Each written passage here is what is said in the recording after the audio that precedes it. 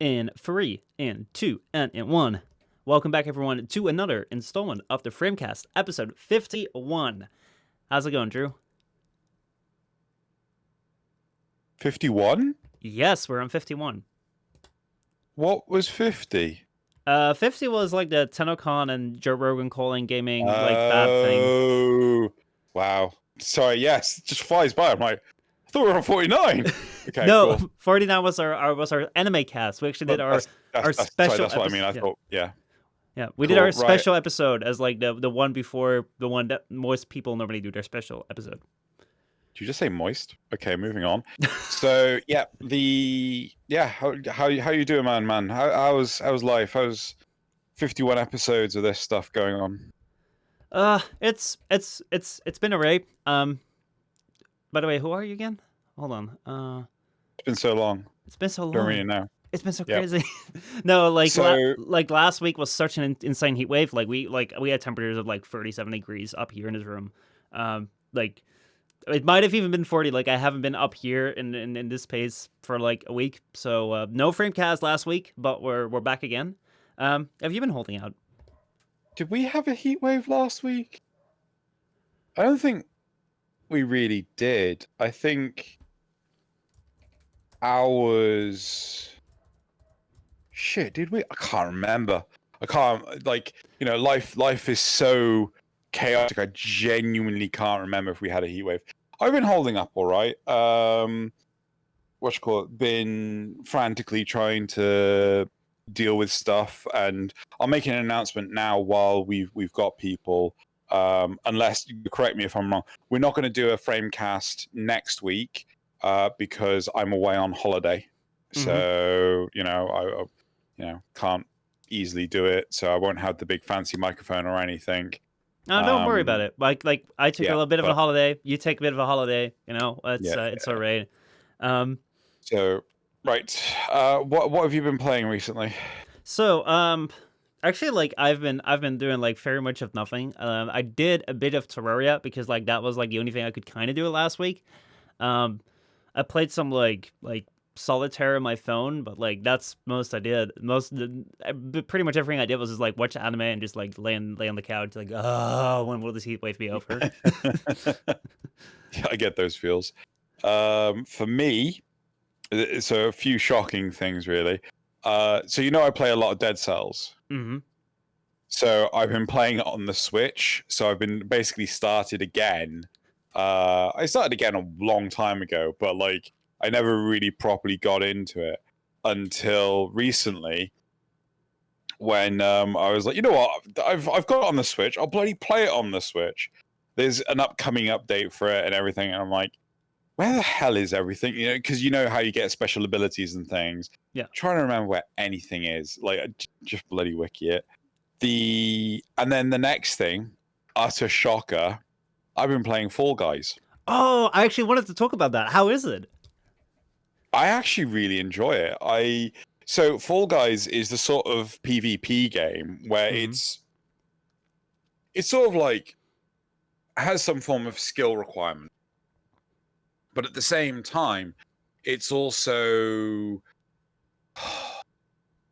it has that sort of like Mario Party kind of feel, where it's not the end of the world if you lose. Mm-hmm. And I really like that.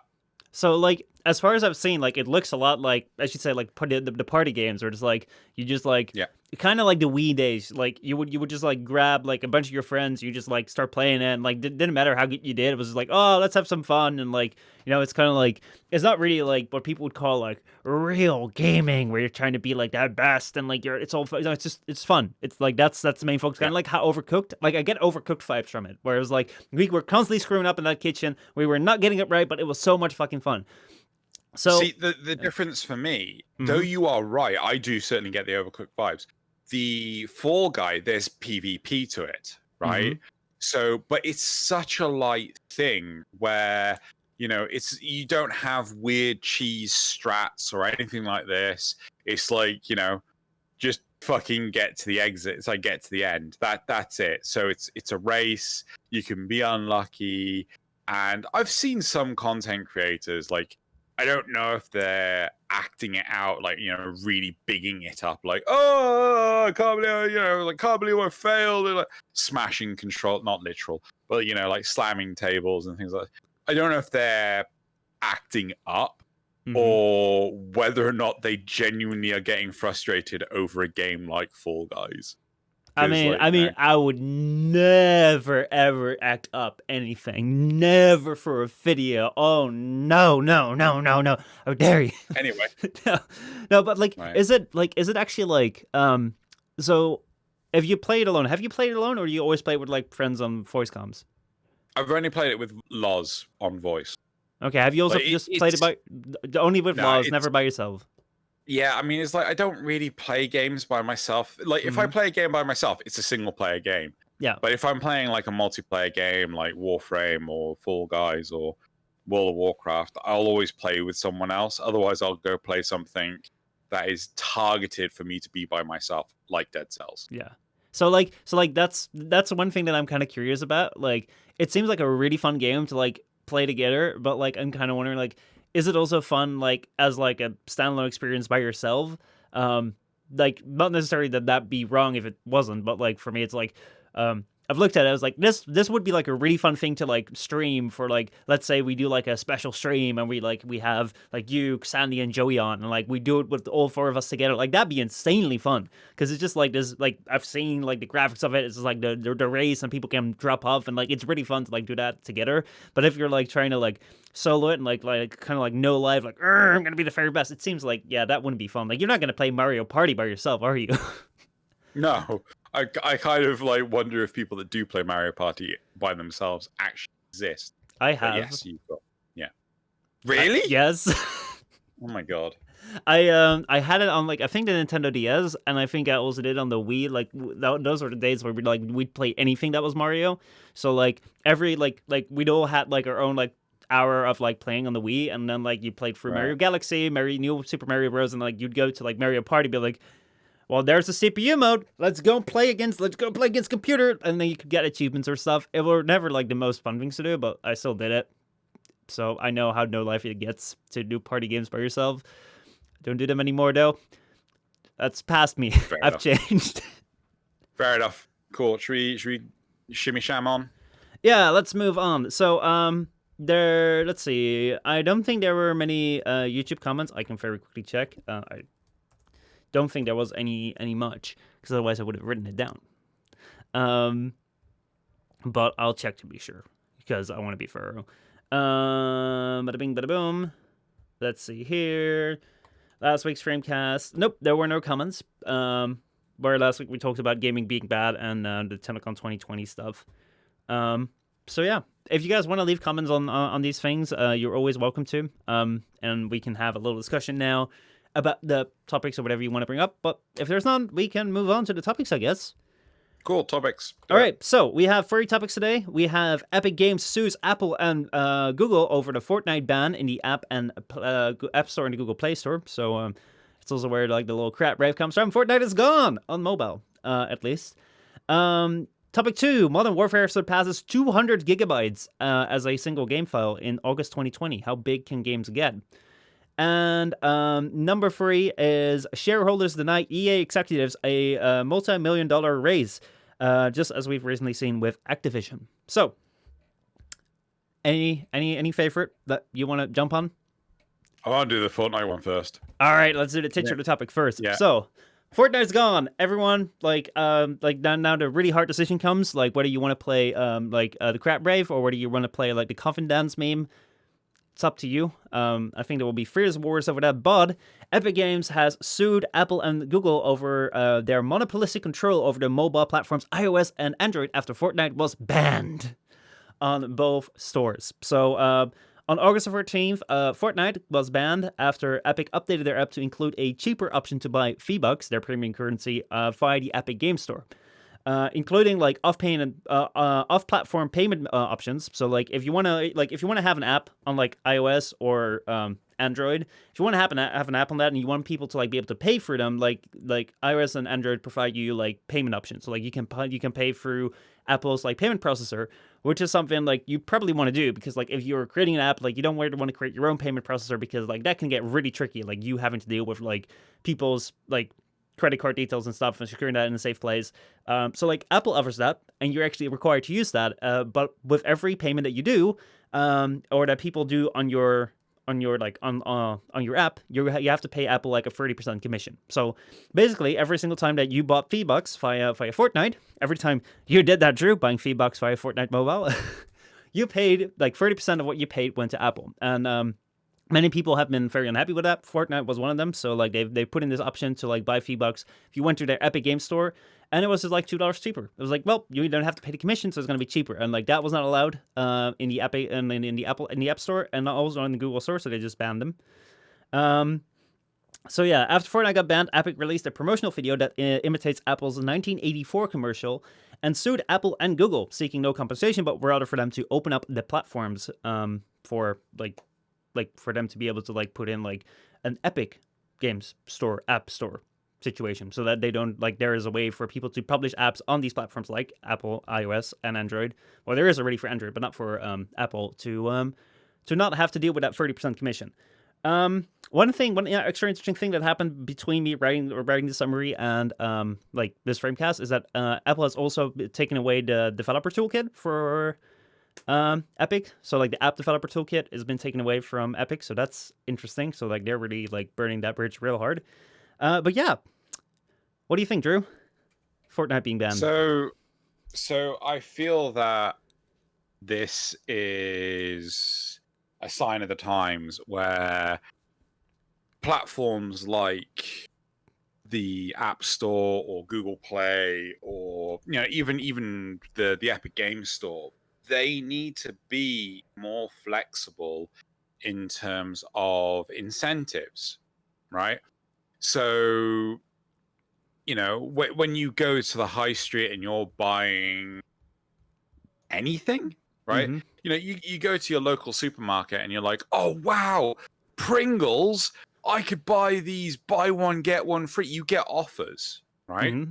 So, Warframe has offers on Platinum and things, but primarily just on PC. They have like sales occasionally on consoles, but they're very far and few between.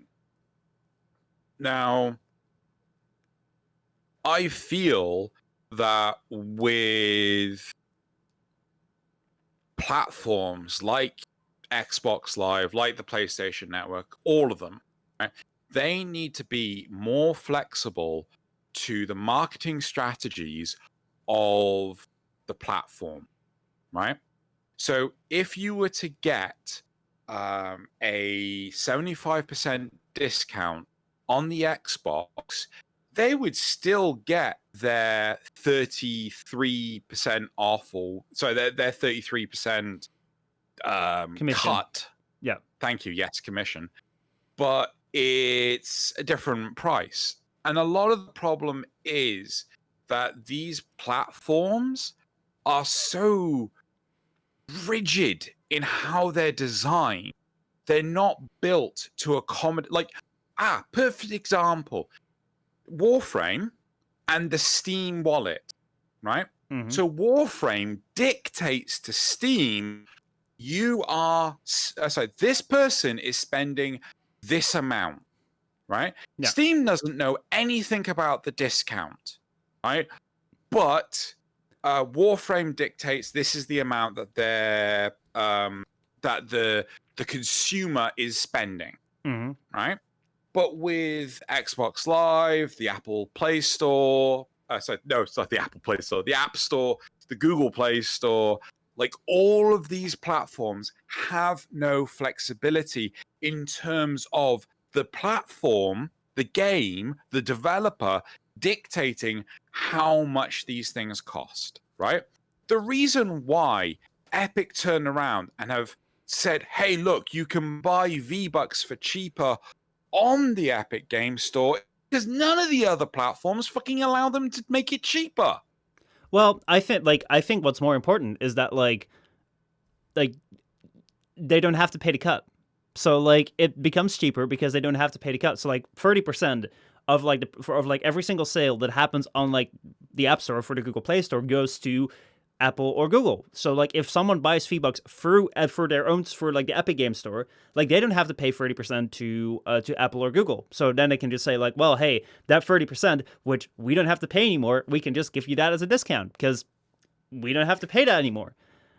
And I think that like that is like I get where you're coming from when it comes to like games with Warframe where like they have to do this weird thing where they do like the discounts within the game where it's like you have 75% off within the like Warframe store for Platinum instead of like 75% off Platinum.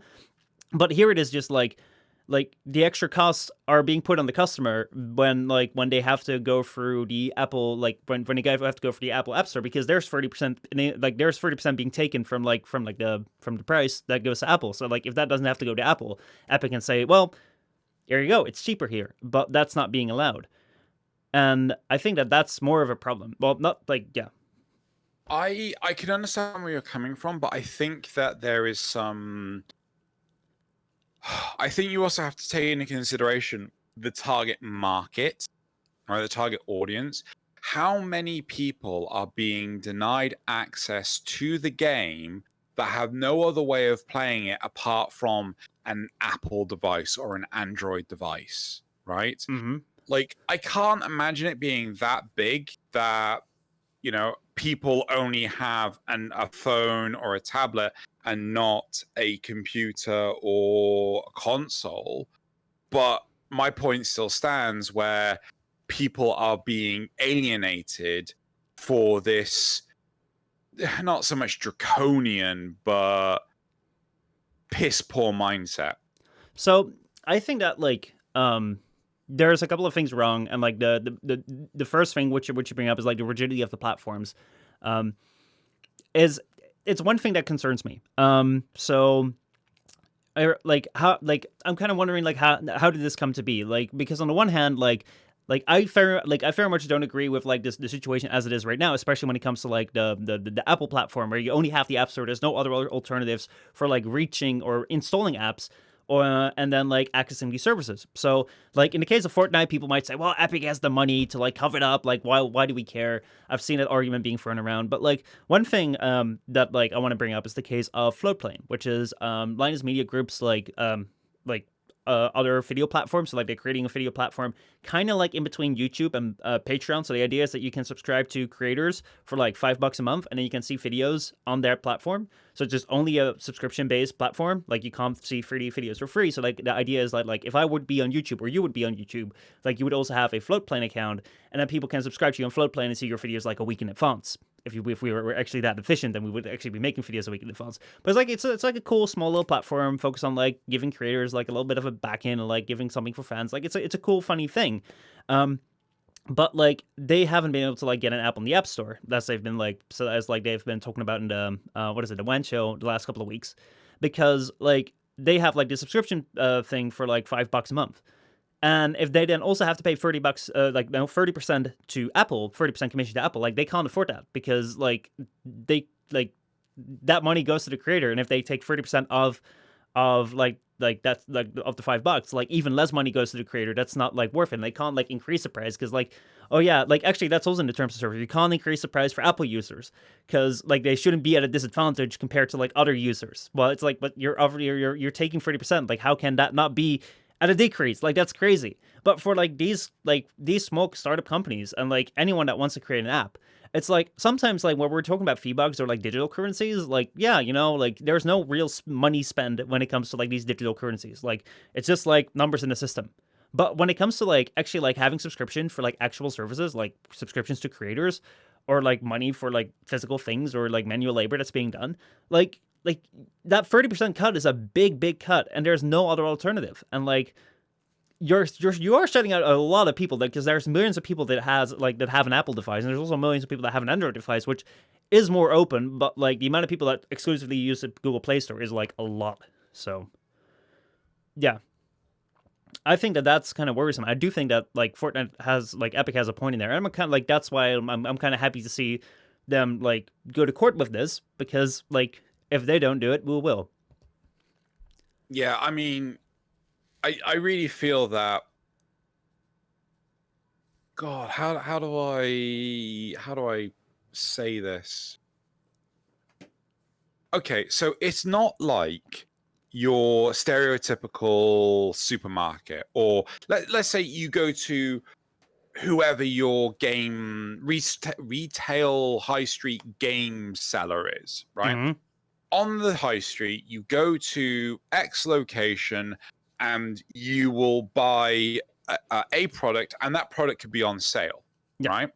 But the one thing that is different between the high street and the digital street, I like that term, is the digital street takes a commission, whereas the high street has to buy the product first and then sell it on, right? So the high street buys it for wholesale, so they'll buy it like, I don't know, 50% off, 25% off, 75%. I don't know, right? I'm not. But their prices are cheaper. Like, they buy it wholesale, they get a percentage off, and then they sell it for like an increased price. Exactly, right? Whereas the digital street, they're not doing anything, right? Apple isn't buying the rights to sell, or the units to sell on the App Store, right? They're not buying it from Epic. They are going, oh, if you want to sell, it's like, it's shitty, right? Well, it's a shitty play, because you have developed the market, fair enough, but you're screwing over the developers just so you can make a bigger buck. Well, it's probably just a lack of competitors. So, like, the thing is, like, I like the comparison with the street. But the problem right now is that, like, what you normally have in the street, and I've been wondering, like, how did this get to be the case, especially when it comes to like things like game platforms, because like we actually have the same situation. Like, I don't know exactly when it comes to commissions what the same situation is on PlayStation and Xbox, but like it's very similar because you only have one store where you can buy from, and like you don't have any other options. So like, I was wondering, like, how does this work? But like continuing on the idea of the street, it's like basically like you live in a city, and every street has the same store, and the same store is owned by one corporation, and that corporation is Apple, and that corporation is Xbox or PlayStation or like Google. And like if you're in the Google city, like there might be some like backstreet alleys for which you can like get extra stores, and they're kind of like allowing that, but like most people don't use them. But it's pretty much like a city without any like competitors in there, so like they can just ask for 30% commission, because what are you gonna do? You're gonna sell in this city? Well, you can't. Like, you're not gonna be able to. And if you're gonna make any mention that you might be able to like through this store like get your product somewhere else for cheaper, we're gonna ban you outright. So like I think it's more a case of like there's no competition. No, it's the monopoly. You just highlighted it's the monopoly. Yeah. Right. So if you could buy apps, like one of the most hilarious things about the Android devices, right? Like, Apple doesn't let you do this because, fuck you is why. But on Android devices, you can allow the installation of application via other means than the Google Play Store. Yeah. Right? And it's really interesting because, like, if you have an application, for example, Fate Grand Order is not available in the UK. You cannot get it, but there's no legitimate reason for it, right? There's no, like, why not? And it's more than likely that the developer would have to jump through a lot of different hoops in order to make it available in either the whole of Europe or the UK specifically. But it's like, why? Why do these hoops even exist? Is it governments creating systems that don't fucking make sense, or is it corporations just trying to screw over other corporations? Well, right? Like that's the thing which where I'm kind of curious about, because I can see the reason why platforms like Apple and Xbox and PlayStation and Google to an extent, but like you can download APKs on Google. But like I can see why they want to have, but like why they close everything off. Because let's take, for example, and this is a bit of a tangent, but like allow me to go there. Let me take, for example, Android tablets and iPads. So when was the last time that you heard about like a new good Android tablet coming out that people were excited about?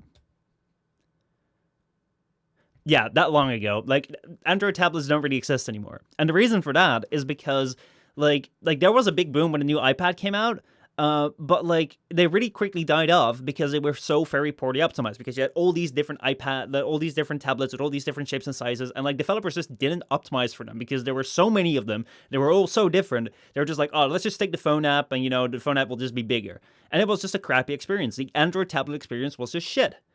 And Apple had the iPad, and the iPad is still kind of around. Like, not many people like super care about them, but like it's still around. It still gets new iterations, and like they did a brand new thing with it.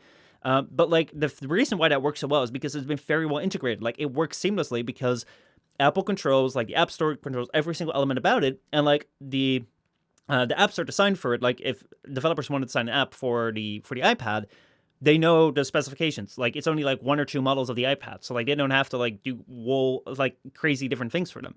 So because you can control like a lot of things about your platform, you can make it like very safe. You can make it like very well optimized and a very friendly user experience. So like take for example like the bringing it back to games, take for example like the PlayStation Store or like the Xbox, like Xbox OS, and like I don't know if they call it Xbox OS or PlayStation OS, like they both run the same like their own proprietary OS. You can't sideload anything, you can't like download your own programs on it.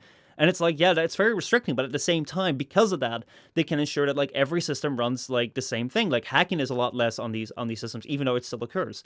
So like because you can control so many things about your platform, like you are you're able to ensure like your users a certain experience, a certain quality of the experience that like you wouldn't otherwise be able to. Like when let's say like the most open OS there is, like Linux, like you don't know what you're gonna get with Linux because you can customize it to no end. So like one user's Linux experience can be so different from another's. So it's like it's this thing where like I can understand why they're trying to control this, because it's like, hey, you want to like ensure the best quality, but at the same time, because of that, like you create an environment where like if people are in it, like there's no competition. They own everything. You're not wrong.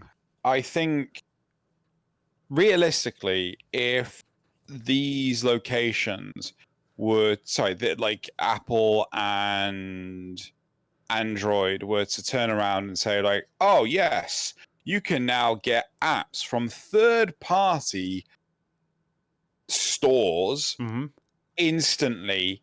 The App Store and the Play Store, the App Store and Google Play, they would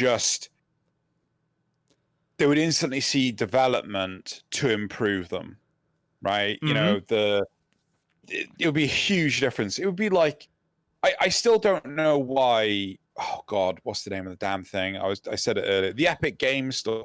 I still don't know why the platform hasn't seen a great deal of development. It really fucking needs to. Like last time I looked at it was like a month ago, and it's like, why hasn't this changed? It just hasn't improved. It hasn't. But like actually, like the Epic Game Store is a really good example. Like let's say that these things would open up. Let's say, for example, the PlayStation platform would open up. Like you would get probably most likely the same thing as you got on PC. Like in order to download the next game, you would have to download the Ubisoft like store or the Epic Game Store or the EA store. Like then you're gonna get this shit where like on your phone right now you would have to like download, if you want to download Fortnite, you're gonna have to download the Epic App Store, and you're gonna have to download 10 different app stores in order to download 10 different games, and you don't know what the qualities or like the settings are of the different app stores, and it's just gonna be a bit of a mess. Well, it's a bloody mess now. It's damned if you do, damned if you don't. Definitely. I only play stuff on Steam, right? Like I'm not exclusively on Steam. I do play things like Control, which is on the Epic Game Store. I got that for quite cheap, and I've enjoyed that. I really want to continue playing it. But there's a lot of there's a lot of facilities within Steam for its games, its features, so on and so forth. Things like the Epic Game Store do not. Origin's another one. The Origin bloody system is a shit show, right? It's fucking awful trying to understand how the damn thing fucking works. Well, like Uplay. Oh my god, it's adjusting your account settings in Uplay. Like, Steam has been built with the user experience in mind, right? But a lot of platforms these days, it's just like, no, it works how I want it to work. Shove it out there. And like, not everyone thinks the same way. Earlier, I was looking for a transition sound, right? Like a synthesized low bassy transition sound. How the fuck do you type that in Google? I want to synthesize. It's like, I couldn't work it out. And in the end, I just went transition sounds, found one from the original generation of Transformers, went, yeah, I'll do. Well, like the way that you Google that is like you open up Discord, you DM Joey, and you're just like, Joey, do you know? Duh, and then like he'll probably figure it out. He'll probably make it. He'll probably make it for you. No, like yeah, I agree that the experience, like, I've never really enjoyed like the different launchers that you had to install. However, one thing that I think is you do have to consider is, like, number one, Steam has been around far longer than most of them, so like they've had a lot more time to like refine things and like build it up. And at the same time, these launchers kind of like have to like get out there, like do the same thing that Steam did, like, in a far shorter period of time. And secondly, I don't think that they're given the revenue to like make them as good. With Epic Games, I'm not quite sure because they seem to be throwing money around everywhere. But like if you think about, like, if you compare Steam, which is like a general store for like everything, like every developer that kind of wants to like throw it on there, like Steam has everything basically. And if you compare it to like an EA store or a Ubisoft store, like they're only limited to like the games that they put out. So like they can put like a lot of money in there, but it won't ever see the same amount of traffic as Steam because like it's limited by like the developer thing. But at the same time, they also know that like unless they force you to go there, people won't go there. So like most of the time they'll still have their game out on Steam. Like they'll still have the game out on Steam. Like Tom Clancy's Division 1, you could get that via Steam, but then it would download the Uplay thing. So like I can imagine that when you have to like set it up like in a far shorter time than Steam did, with less revenue because you're gonna get less like visitors and less traffic to it, like it's gonna be a shittier experience. And like I'm not advocating for having more of these launchers because I haven't had a great experience with them either. Like as you say, like they suck sometimes. But saying that, it's kind of like saying like, well, if we would have different options like an app with the App Store, we would still stick with the App Store because that's kind of what Steam is. Kind of right now, because it's like the one place that everyone goes to. Yes and no. All right, so I think that, so first off, the controversy behind Steam. Do you know why Steam was developed? I don't remember. So the original reason Steam was developed was because way back when Half-Life 2, Valve's like, oh my god game was due to come out, someone hacked into Valve's network using an exploit in Microsoft fucking Outlook. And as a result, they stole a copy of the game and leaked it online. Then Valve had to redo a lot of the game. And to prevent it from happening again, they changed the way the game worked, and it needed to always be online. Right? It was one of the... Or it needed the launcher to be authenticated via online, because before you just have like these serial keys that were inside the game box, blah blah blah blah blah. So Steam was realistically the big one that took off, right? To facilitate this software protection. But then it grew back. So it grew to facilitate loads of other things, like being able to download the games via the internet, having updates automatically managed for you, so on and so forth, right? But a lot of clones, like, I get it, right? Steam takes a third of any revenue generated. Yeah. Right. But the difference is they're flexible in the revenue being generated. Right. So if you want to sell something for £1, they still take their third, right? But it doesn't matter how much you sell it for. Whereas if you turn to a lot of these other platforms, like, so this is something I don't agree with. So Steam has the facility to share your games with friends and family. Mm-hmm. All right. Now, one thing that I found out months ago, right, was that companies like EA or like Ubisoft would force you to create the game under their account so that you could no longer share the game with other people, right? Mm-hmm. So, for example, Like the Division 1, like you had to like log in with your Ubisoft account. Yeah, yeah. So that's or the alternative is Star Wars Jedi Fallen Order, right? Yeah. You have to log into your Origin account in order to actually. So even if you've installed it on fucking Steam, you've technically installed it on Origin that is launched through Steam, right? And so it's always about who can get like their more money, and it's like what the dickens are people playing at? Seriously, do you really need more money? Well, like when you were describing like the Steam thing, like the thing that comes up with Steam is like it's so similar to like the App Store, and it's so similar to like the Google Play Store and the PlayStation, like whatever, like these things which are kind of like controlling their own platform. Because like if you look at PC, yes, you have the Epic Game Store, which right now is like the only like somewhat viable competitor to Steam, but the rest of them are kind of all like shit. Yeah.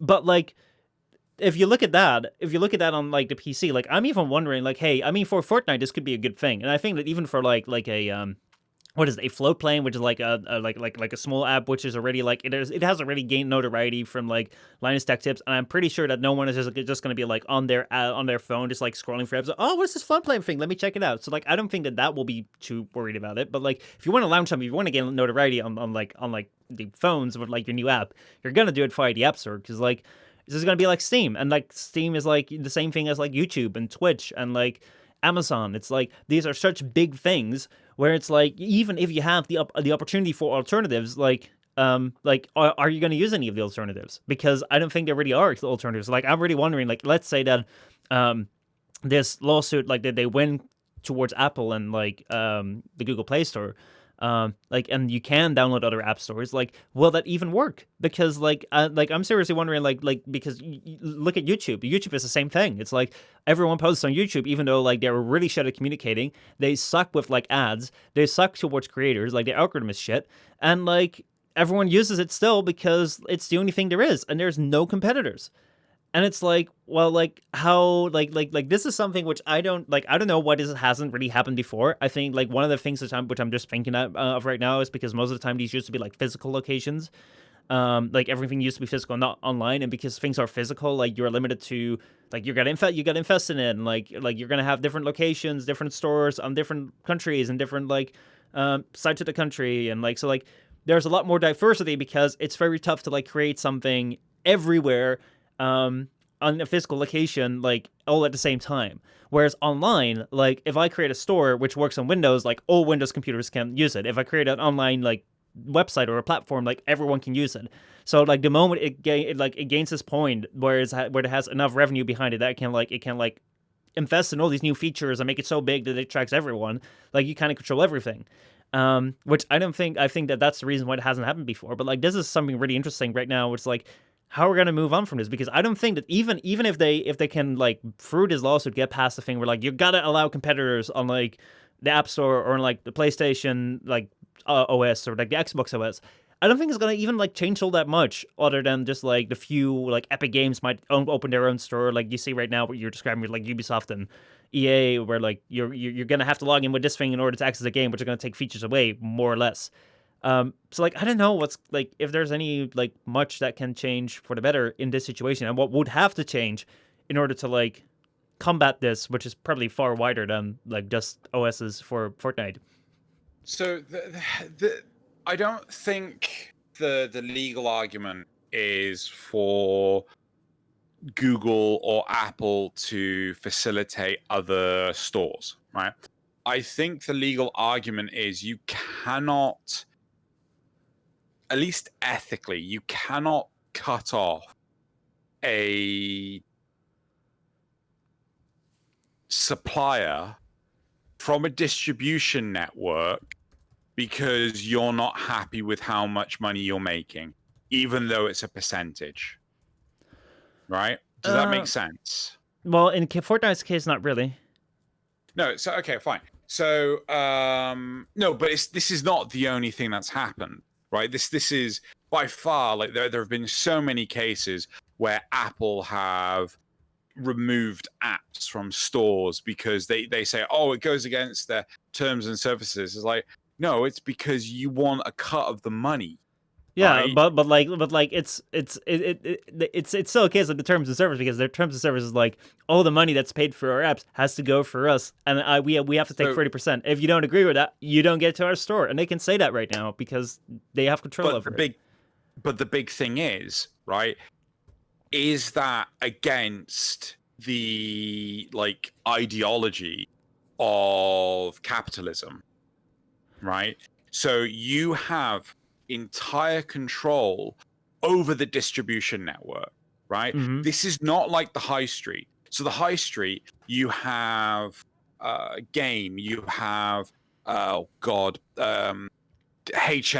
you have The Entertainer, you have various different kids stores, you have there's one that I'm really struggling to remember the name of. The whole point is there are multiple locations that will sell video games. Yeah. Right? But when you actually have millions and millions of people that use your device, your Android or Google device, right? Mm-hmm. Like, and you own the distribution network. You own the high street, right? You are the high street. And if you just decide, nope, we want more money, right? Then, you know, it just, you see what I'm, like, ideology. Yeah, no. I think you're quite right. Like as you describe it, with, like the high street and like the city example, I think that like the thing that kind of upsets people is that like the argument makes sense when like Apple describes this thing as like, hey, we have like this device, which is like our iPhone, and we have like we have the Android device, and we like to like give you the best experience on this Apple device. So like we want to control everything. If you don't like that, you can always go to our competitor, the Android devices. And like on that scale, that works because it's like, hey, you know, you have different options. However, like right now, like when it came to game consoles, let's say game consoles right now that we've set this thing where it's like, okay, you have this thing where you can buy the competitor. Like if you go to game consoles, which are fairly separate right now because they've all become like smart and you can buy file online. Like previously, like you could buy the PlayStation, you could buy the Xbox, or you could buy whatever, like the GameCube, the Sega, whatever. Like you could buy these systems. But then if you wanted to buy more games, like you could never buy them directly from PlayStation. You could never buy them directly from Nintendo. You had to buy them through stores. Like the only competitor that happened was like between like the two devices, and that's you could choose. But right now, these things in and of themselves have become cities. It's like you buy this thing, but that's like also the city you live in. And within that city, there is no competition. So like as you say, like capitalism, the idea that like the way that capitalism works, like things keep each other in check. Like the market keeps itself in check because like people always go for like well, it will always go for like quality and like the lowest price, and like that will like settle itself out. Like that's completely devoid within these things. Like when it comes to like comparing these two phones, like yeah, you can choose what platform you want to be on, but the moment that you're in them, it's like yeah, there is no choice. There is no choice right now at all. And like even online right now, even if there is a bit of choice, because like a lot of people have compared this as well as I have compared this to like when Microsoft had to like tell you that there were other browsers than Internet Explorer. Like even if there are other choices online, like they're not really other choices online, because what other like platform are you, like what other browser are people using other than like I know you're using Opera, I'm using Firefox, we're in the minority. Everyone is using Chrome. Gaming. What? Opera Gaming. Yeah, but like we're in a minority because everyone's using Chrome right now because that's the browser that everyone went to. Everyone's using Google as a search engine. Everyone's using YouTube for their video site. Everyone's using like Amazon to buy things. Everyone's like it's right now like these things have gotten so like all encompassing that like on a macro level, like on like if you look at the big scale, yes, there's still like competition involved, but like if you're getting in there, like basically you just choose which city to live in, and that city is completely controlled, and there's no competition within there. And yeah, that's something that definitely needs to be addressed. Yeah, I completely agree. I think there's also one element that is not so common knowledge. So years and years and years ago, there was an investigation done with a bunch of TV manufacturers. So if memory serves, LG, Toshiba, Samsung, Sony, like a bunch of big brand name manufacturers were fined truck tons of money because they were fixing the price of their televisions, right? In Europe. Yeah. You know, I don't think they were sued in any other country, but the reason why this was the investigation proved that the percentage markup from the manufacturer of the TV to the sale was something insane. Like it was over 500% of a markup. And the reason for this is effectively it was pretty much like given that the different manufacturers had all collaborated together to fix the price of the television sets. And as a result, the price of TVs plummeted, right? When they got fined and told you can't do this, you're fixing the market, right?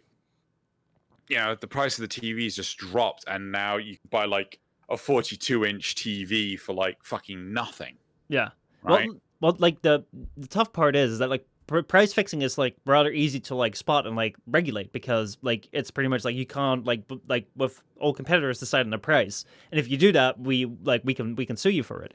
But I think that with like the online market, because it's so easy to like create something and then like own everything, because like back in the day, if you wanted to like supply TVs for everyone on Earth, like you would have to like build a mega factory and like sell everywhere on Earth, and like that takes a lot of time to do. And the moment that you're like doing that, the moment that you're setting that up, like there will be a competitor that will like be out there, and in a moment's notice, there will be many. But like if you do it online, like your reach is limitless. Like it doesn't like of course like there is like server impact, which is like one thing that's stopping YouTube competitors, but like it's far easier to reach a lot of people and like bring out like reach like get bigger dominance. But like another thing which is really tough is that with TV manufacturers you have different manufacturers, but right now it's like people control their own thing. So like the way that I would like compare it is like, let's say that like we have a YouTube channel together, like,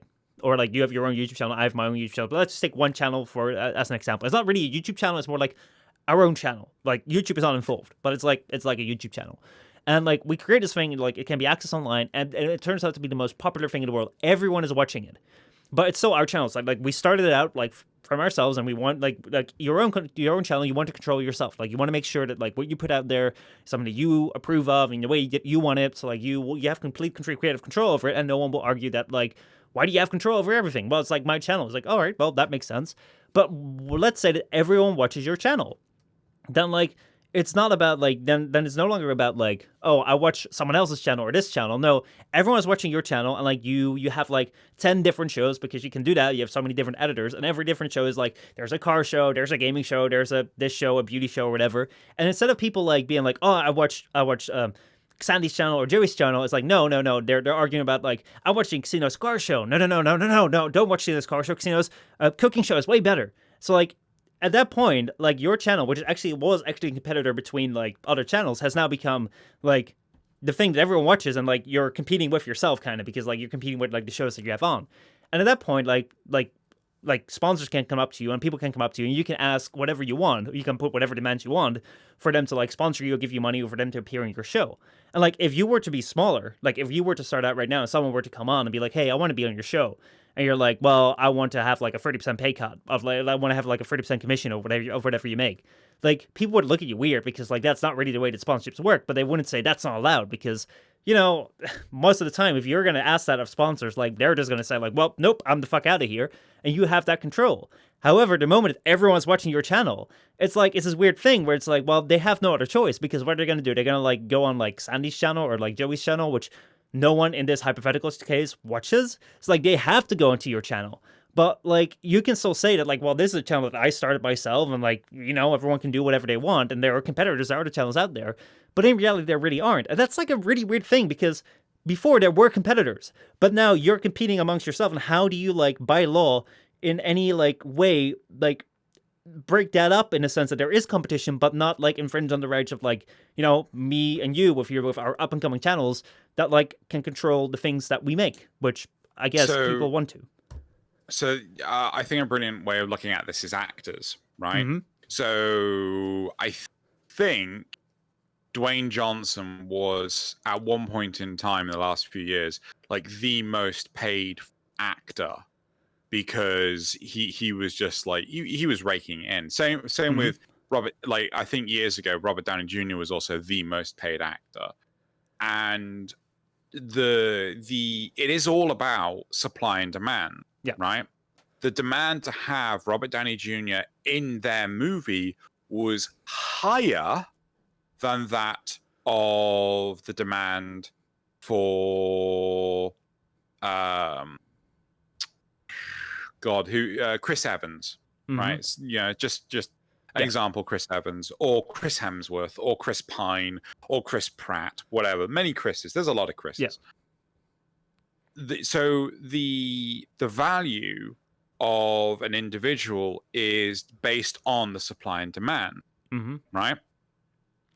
So with the example of me or yourself being the top influencer, it's down to a simple case of, right, well, this is my price, right? Like, if you want me to do this thing for you, right, I have, let's say for sake of argument, Epic Games, they're offering me $3,000 to sponsor their thing. I don't have space in any of my videos. I can't do another sponsorship in a video. Like, this video can only be sponsored by one thing. I don't even know if that's a law or anything. Like, does it have to be sponsored by only one thing? But anyway, you know, so, you know, I can't take another sponsorship on this video.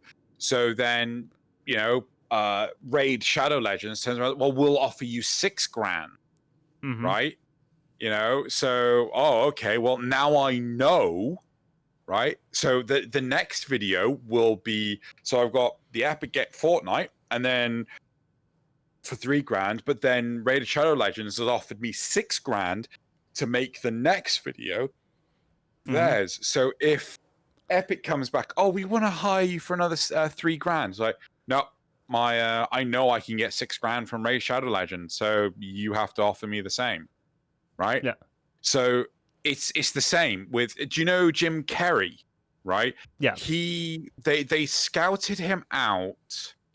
I can't remember which film it was. It may have been The Truman Show, right? Mm-hmm. They were trying to hire him for The Truman Show, and like they offered him like X amount, and they spent ages deciding whether or not to hire him for that amount of money. In the end, I think Ace Ventura or The Mask, one of the two, came out, and it put him on the map. Yeah. And as a result, they said, yes, we'll pay you this amount. It's like, now my price has gone up, mm-hmm. right? You know, more people want me now, so if you want me, you have to pay me this. The original actor do you know who was supposed to play Indiana Jones originally? No. Who was it? Sean Connery. He was supposed to be the original Indiana Jones, but they ended up getting Harrison Ford instead, right? There was another one I can't remember where they tried to get the movie The One with Jet Li. I think they were trying to get Arnold Schwarzenegger instead, but they couldn't, so they got Jet Li. Like, there's loads of instances where top actors. I think Sean Connery was another one that was supposed to play Gandalf in Lord of the Rings, but he turned around and he said, like, I don't get it. Like, I don't think this is going to be a good production. Fucking Ian McKellen just fucking like, oh yeah, it's not a good production. It's not a good production. Yeah. Oh boy. But like the big distinction is that like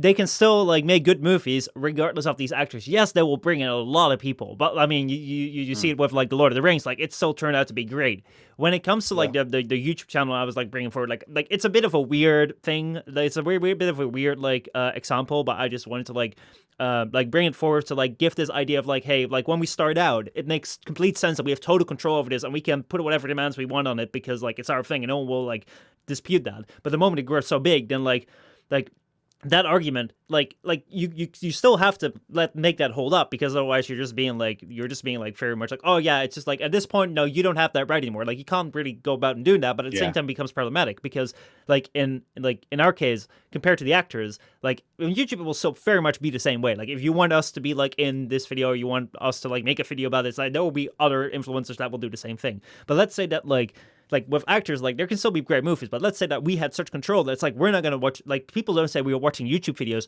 we're watching Xeno and Michel. Like that's become the same language as like watching a video, because right now watching YouTube is like the same thing as saying I'm watching a video online. No one's saying I'm gonna go watch online videos, I'm gonna go watch YouTube.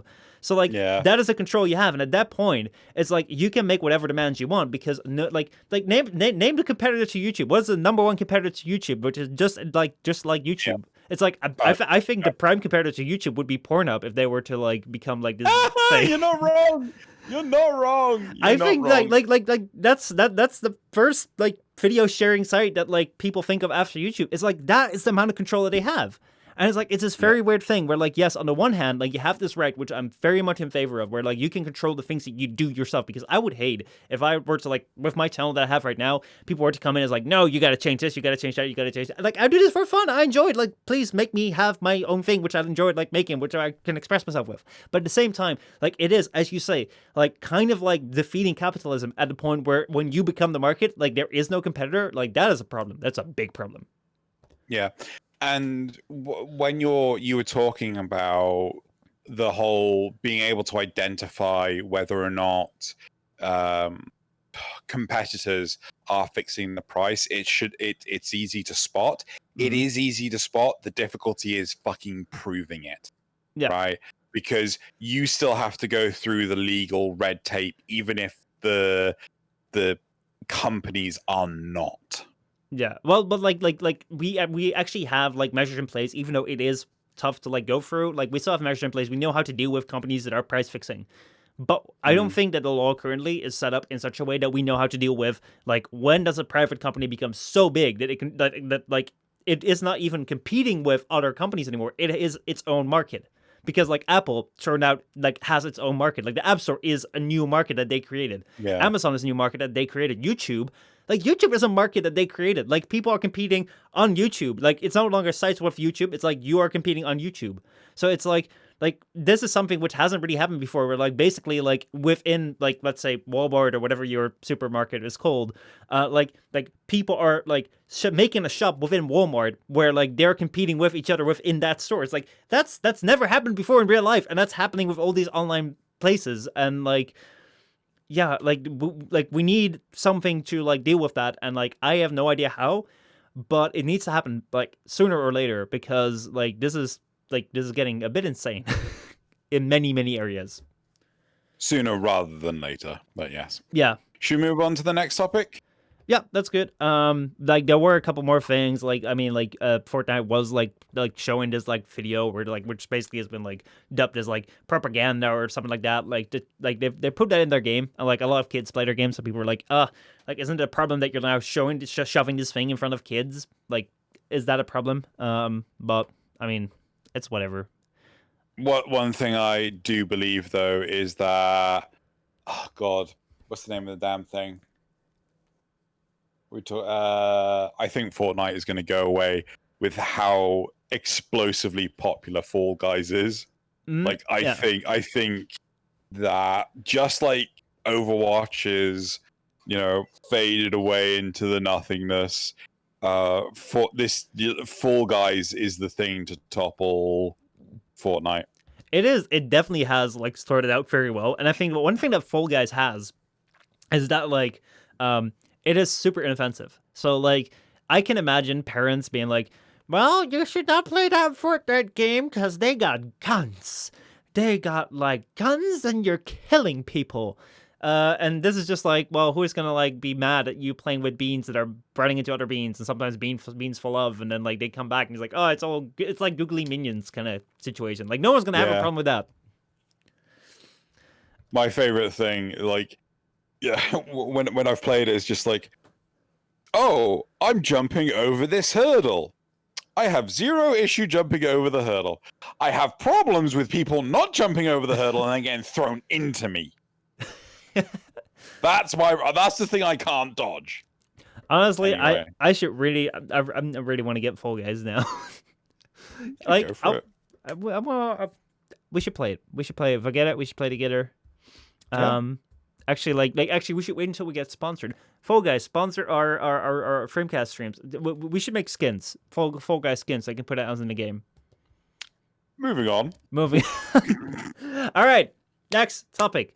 Modern Warfare surpasses 200 gigabytes as a single game fell in August 2020. How big can games get? So this wasn't really much of an article. Like it was just like kind of like more of like a notification thing. Like, oh yeah, this thing's happened. There wasn't much of information, but I thought it was a really interesting thing to talk about because on the 5th of August 2020, Modern Warfare released their Season 5 update, which pushed the total game size over 200 gigabytes. With previous frequent updates of between 30 to 80 gigabytes, this may become even larger. Although, like, what's more concerning is there's a new Call of Duty coming up, also for like the new platforms, and like that could be even bigger. Like, seeing how this Modern Warfare was bigger than the previous Call of Duty. So right now already, people that have 256 gig hard drives, which like I don't know how many they're still have. Like I remember that used to be a thing like 10 years ago when like 1 terabyte hard drives were like a crazy thing.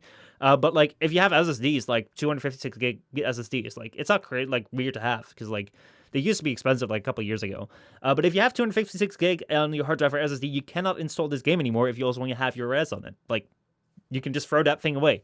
With the upcoming PS5, which only features a roughly 800 gigabyte SSD, also on their digital only version, they only have an 800 gigabyte something SSD. Users may only be able to install like just a few games at a time if the games become over 200 gigabytes.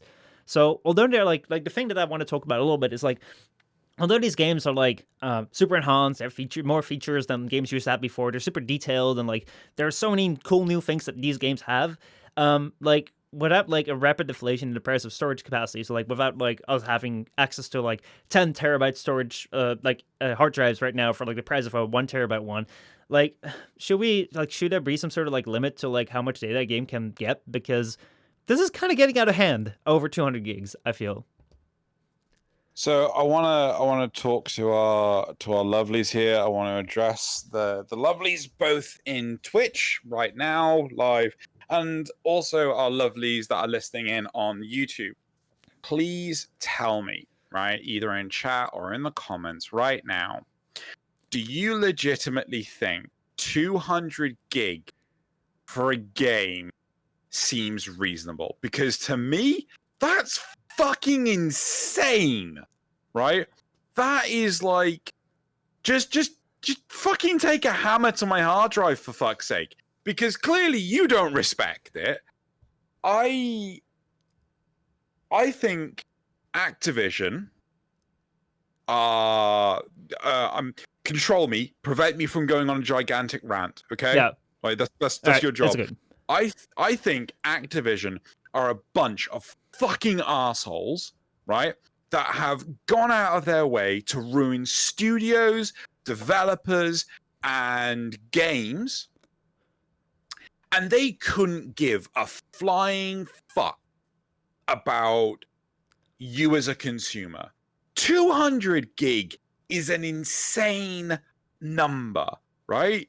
I've still got 120 gig for my OS as an SSD, right? Yeah.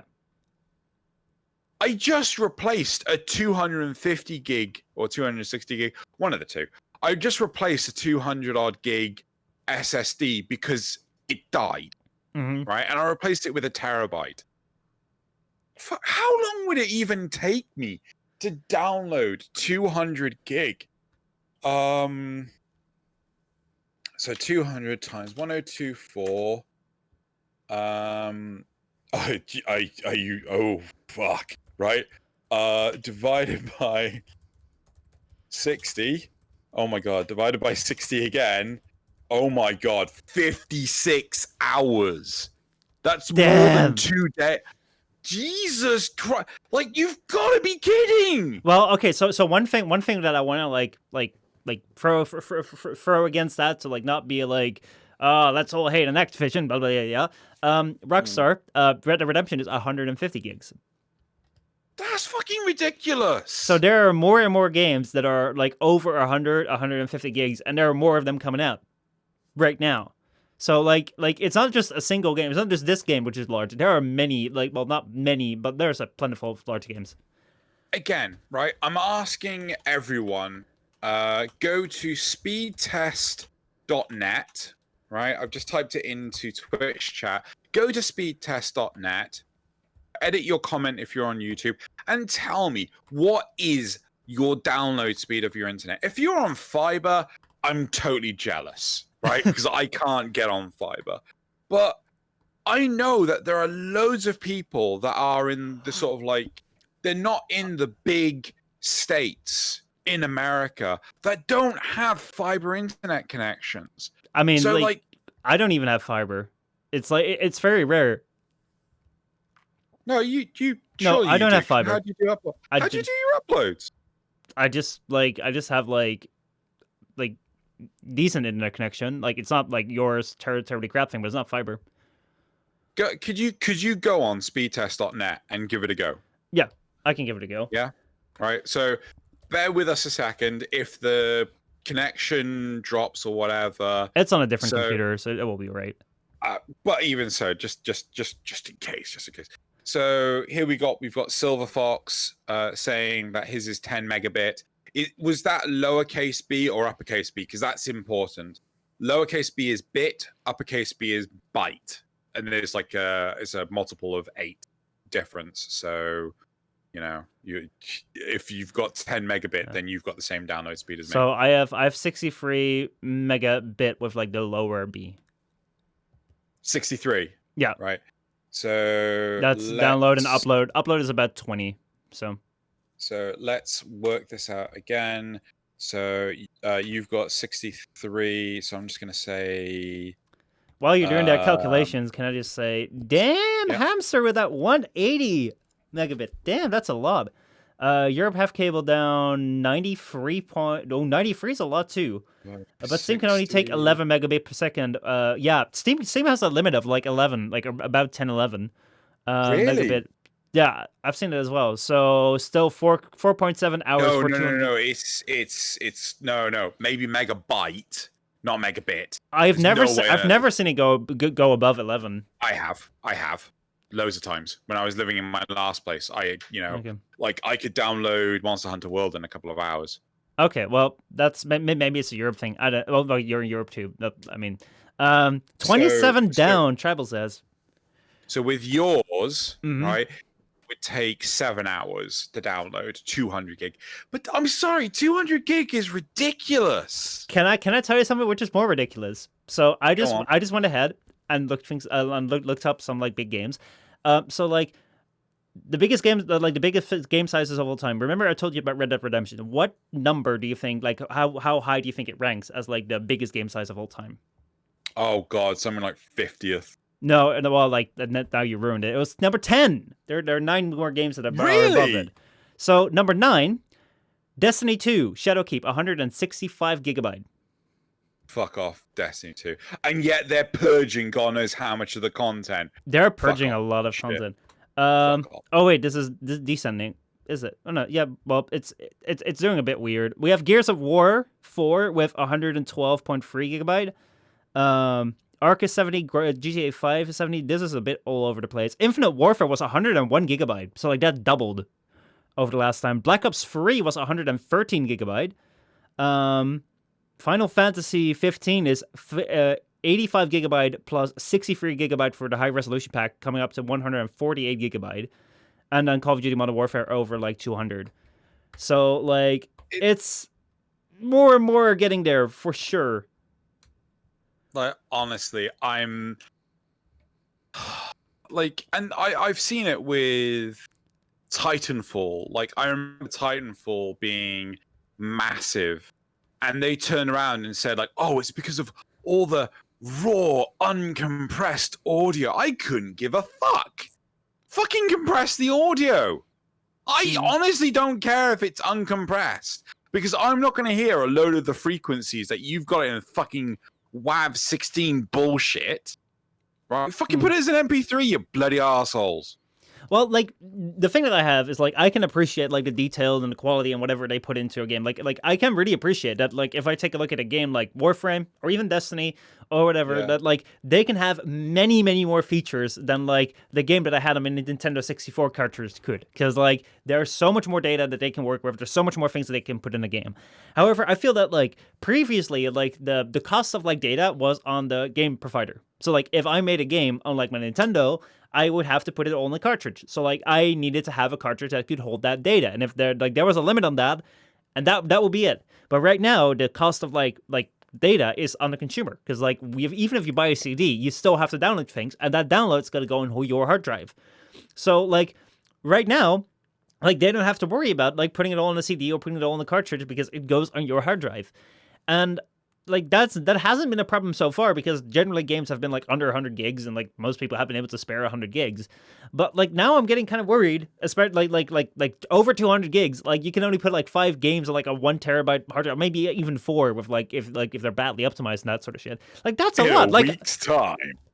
Yeah, but like even regardless of the download size, it's like you're gonna have to like buy so many hard drives in order to like keep up with that. That's an insane cost. And what's even more, it's like I am alright if it's on PC, if it's like, well, you know, you can only download like 5 games on your PC because you also have movies on there and like media and like all other shit.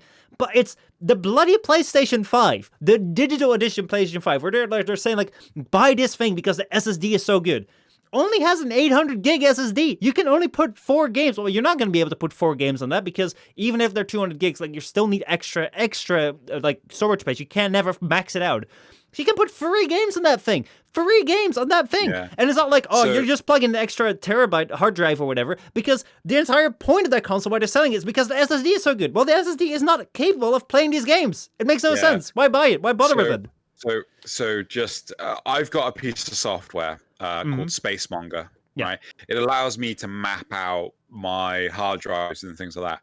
Now, all my games are on SSDs. So I thought to myself, just a moment ago, I don't know if you have any of this software or anything. I thought to myself, let's have a look. Let's see what the biggest game is I have installed on my 3 SSDs, right? So I'm going to give you some options. All right. And so it's multiple choice. Let me give you all the options first. World of Warcraft. Monster Hunter World. Warframe.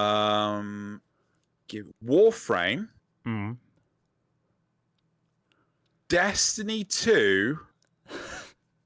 And Grand Theft Auto 5. Right, so there's 5 options. All right. So WoW. Yeah. WoW. Monster Hunter World. Warframe. Destiny. And GTA 2. And GTA 5. Right? 5 options. Yeah. Okay. So in order, which do you think is the largest, right? So from largest to smallest, what do you think the order is? Okay, so like initially, like this is just my thought process. Initially, like I would say WoW is a really old game. It would probably like if you think about like the longer game runs, the bigger it is. So that's the first thing you think about. Then but then Monster Hunter World comes around. And I've heard that Monster Hunter World is pretty big. So like I think Monster Hunter World is bigger than WoW. Then Warframe comes around. You think Warframe is a really big game, but I think it's actually someone said it in chat that like it's actually rather small. So I think that is lower on the list than I would think it is. Destiny 2, we just went over that. Like, that was big as fuck. So I think Destiny would be, like, number 1 or number 2.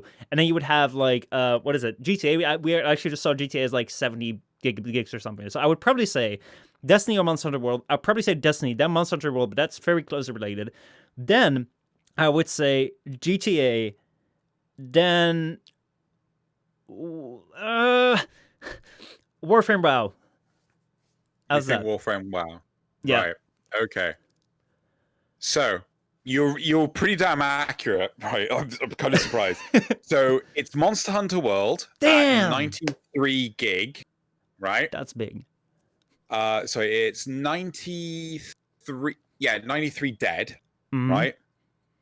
It's then Destiny 2 at 91.7, right? So they're really fucking close, right? Mm-hmm. And considering Monster Hunter World is a fucking like more expansive game than fucking Destiny, right? All right. After that, the third game, you said GTA 5. Yeah, you're on the money with that. That's at 89 gig, right? They're not far apart. 89.9 gig, right? But then you said Warframe. I need to find Warframe again, and then World of Warcraft. Right? Yeah, that was just a random guess. Right. Warframe is at 42.4 gig, and World of Warcraft is at 62.5 gig. Right? So Warframe's actually the smallest game out of all 5 of them, right? But even so, an over 15-year-old game, an MMO, a massively multiplayer online role-playing game with millions of players able to support God knows how many people at the same time, is still fucking smaller than goddamn Destiny. Mm-hmm. Right? I can fucking appreciate this Xeno rant.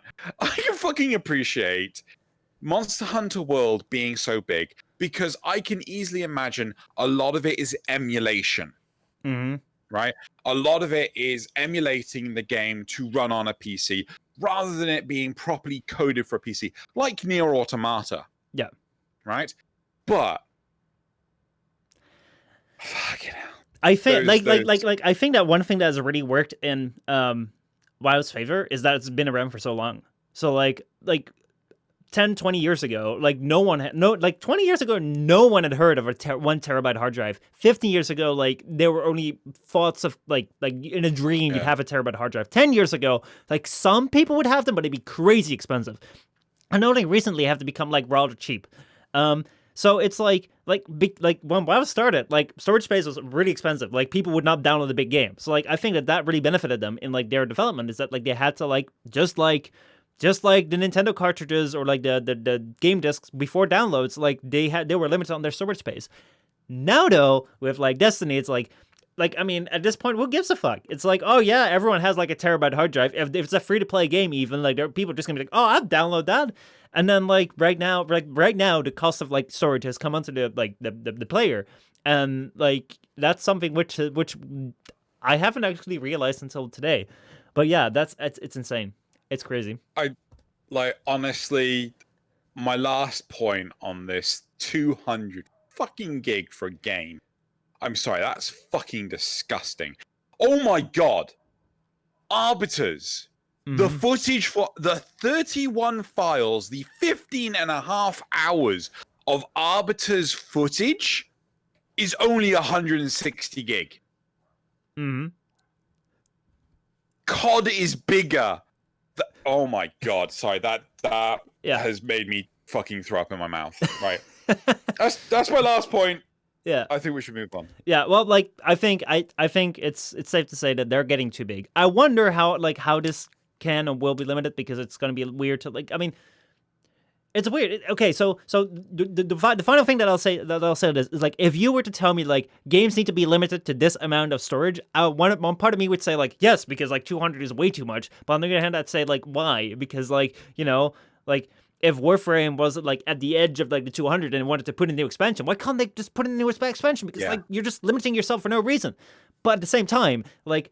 Previously, there was a limit, and it wasn't because someone said there was a limit. It was because that was like literally the limit of the cartridge. And right now, the cartridge is gone. It's like it's just as much as like you can spend, and it's like that's fine right now because we don't have the cartridge limits. But what if like games become a terabyte or 2 terabyte? Then at a certain point, like they won't just be the price of the game. You're gonna have to buy like hard drives for your game. You're gonna have to buy 2 hard drives or like a big hard drive if you want to play your game. At that point, it's no longer like the cost of the game that you need to purchase, but also like the hard drive, and like that's gonna be like even a bigger threshold for people that want to get in, and that's a problem. So like there needs to be some sort of limit.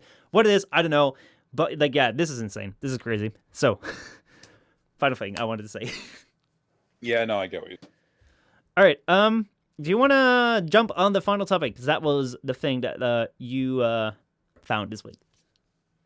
It is. So you want me to present it? Yeah. Okay. Cool. Right. Okay. I don't have the document in front of me. Could you link All right, the document? I'll pat some time. So. Steph. You got a document. Yeah. Steph said that he was like he got this cursed images in his head of like us in like Fall Guys costumes. I was like, oh god, now I can't get that out of my head. Well, you have that right now. Good man. Enjoy that. You're gonna sleep all the night. So, this a lot of this basically stems from the train wreck that is EA and Activision up to shenanigans. So, a significant majority of Electronic Arts shareholders voted against the company's executive compensation plans late last week. The proposed plan for executive pay rises would result in compensation of multiple executives ranging between $14.2 million to $21.37 million. 1.4. Usually, pay plans proposed to shareholders are being accepted, with only 3% of the cases being rejected. A similar case was recently seen with Activision Blizzard, where shareholders got upset over the compensation of CEO Bobby Kotick. And the whole point of this is where CEOs, they claim that they've had like, I think this year Activision Blizzard has announced that it's had like the best year ever in terms of share value or revenue, or I don't understand this stuff. And Bobby Kotick has walked away with, I think, was it a 40 million bonus or something like this.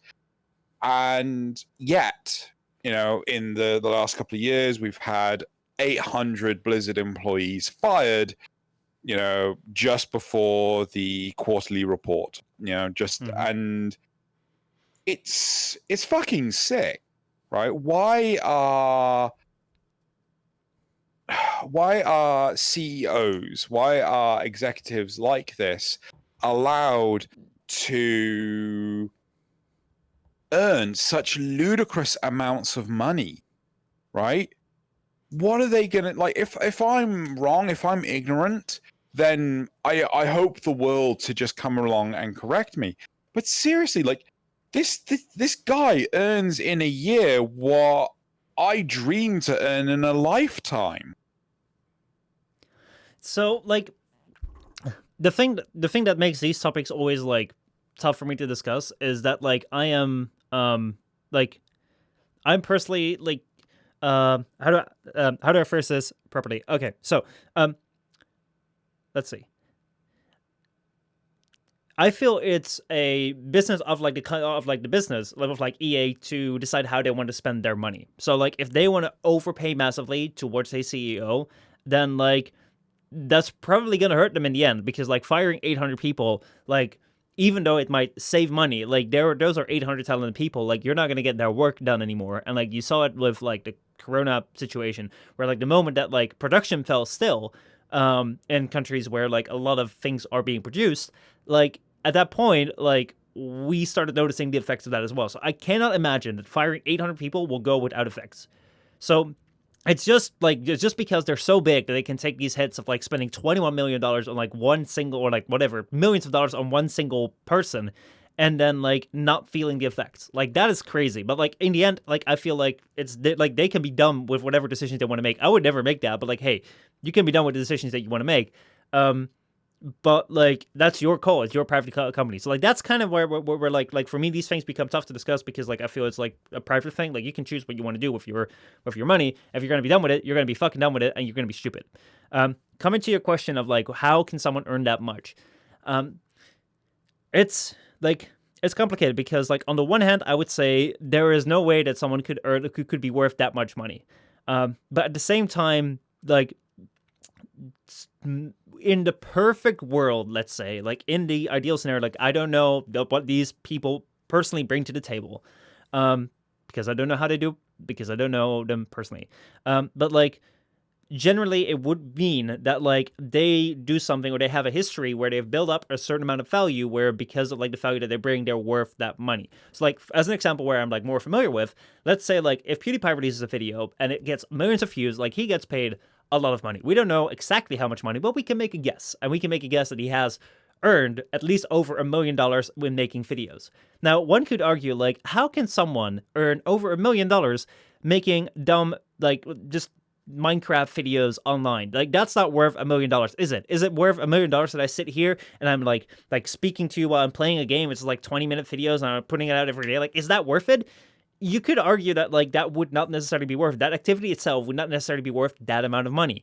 But because like PewDiePie has such a history of like making so many videos over such a long period of time, that he's built up a platform for himself, that he has like this influence, and is like he has so many people watching him, and all these people can spend money on things, and like he has influence over them. Like there's more worth to like just him making a video about like a video game. Like that video itself isn't worth $1 million, but like everything around him with the history and everything that he's built up, and like everyone that's watching him, that is worth that price. And like that might very well be the case that someone in the CEO position, because of like the thing that like the amount of people that they brought in or whatever, like the tasks that they do and the history that they've had, the way that they've set up the company, or with like the experience that they've had when moving into the company, and like the growth that they bring into the company, and like the leadership choices that they make, it might be worth it. But like seeing how these shareholders react, I don't think that in these cases it is. And I can also very well imagine, because like structures are very prone to corruption, that like in a lot of cases, if like especially if a CEO comes in, like he didn't create the company, but he just like flew like got in later on in, like it might also just be a case of like, hey, I can get this money, I'm gonna get this money. But I don't know. But I can see that happening. But that anyway. So I get where you're coming from. I think the difference in the example between PewDiePie and CEO Bobby Kotick, is the fact that Bobby Kotick is responsible for, I don't know, thousands, tens of thousands, hundreds of thousands of employees. Whereas I imagine PewDiePie is only responsible for a handful of employees. Like, you know, I'm talking like 5-6 people, right? Maybe more. I really don't know. Again, we don't know the infrastructure. But even so, right? Like, say PewDiePie, like this is the thing that like I actually like about philanthropy, is the idea that you spend your money on ventures that won't necessarily make a profit, but like you are making revenue. You're making jobs, right? The fact is that Bobby Kotick fired off 800. Well, no, sorry. Blizzard fired off 800 employees that were working in call centers just to allegedly inflate their, you know, final year reports and things like this. Like, I worked it out.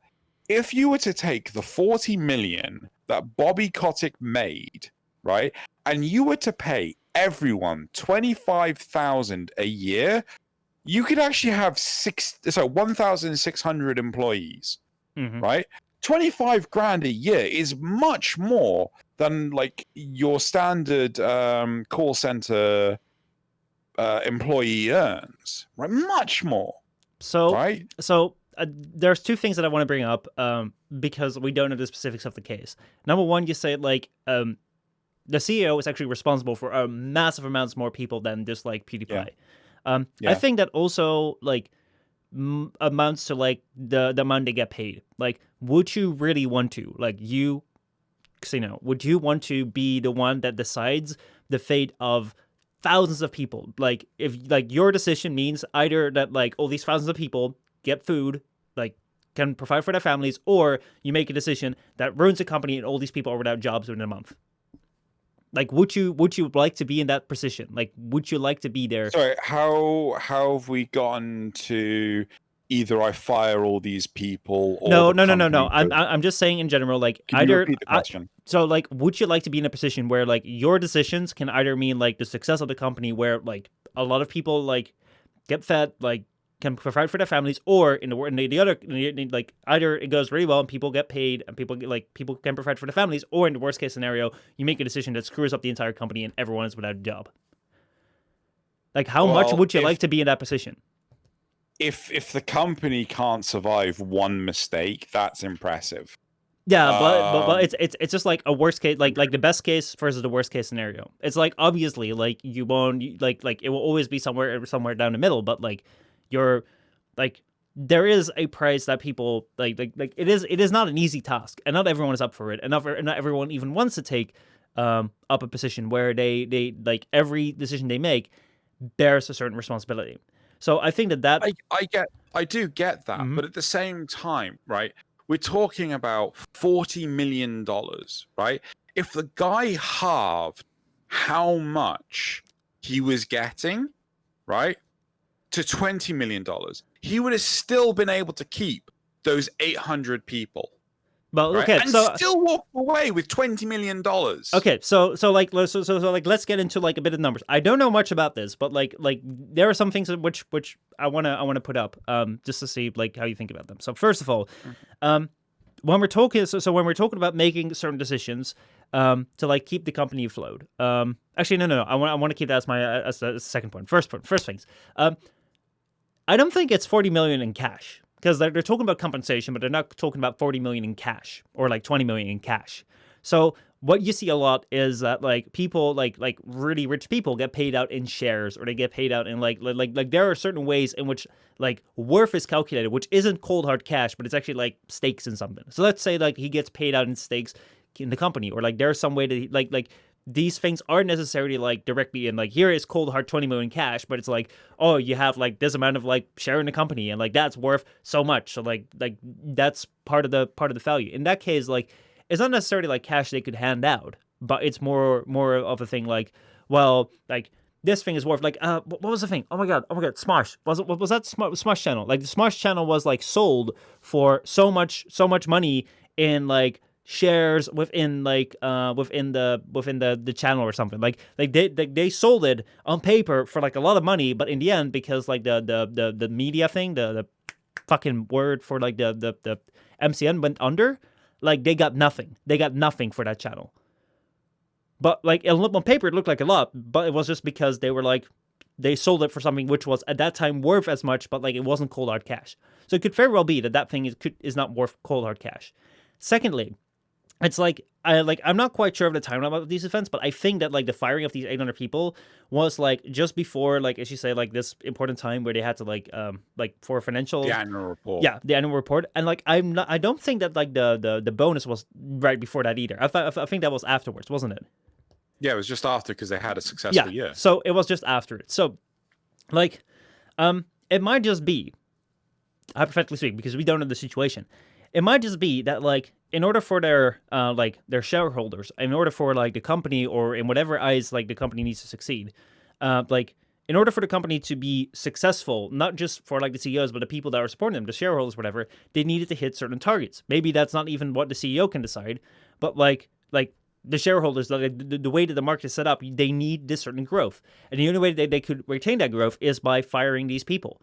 Because if they didn't, then like people wouldn't invest in it anymore because it wouldn't be deemed successful. And then like they would have lost a lot more jobs or like a lot more revenue within that company because of like they didn't meet their targets and people stopped investing in it. Like you see that a lot of times when it comes to the stock market, whenever something goes bad, like it can go really bad. So like, because I don't know the intricacies of the situation, like, yes, it looks really, really fucking bad. And I really hate this entire idea where it's like 800 people get fired and like then they give a bonus to the CEO.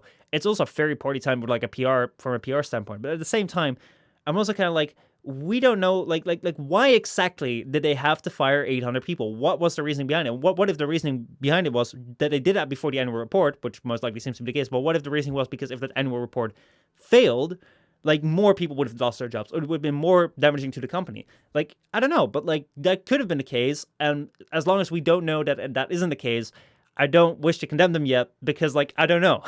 Like, what do I know? I get where you're coming from. It's a lot of speculation. Mm-hmm. It's maybe too much speculation. Yeah. But when you actually have CEOs at Nintendo that turn around and say like, right, I'm not going to get paid for the next X months during COVID, just so that my employees cannot lose their jobs. Like, why can't CEOs in the West do this?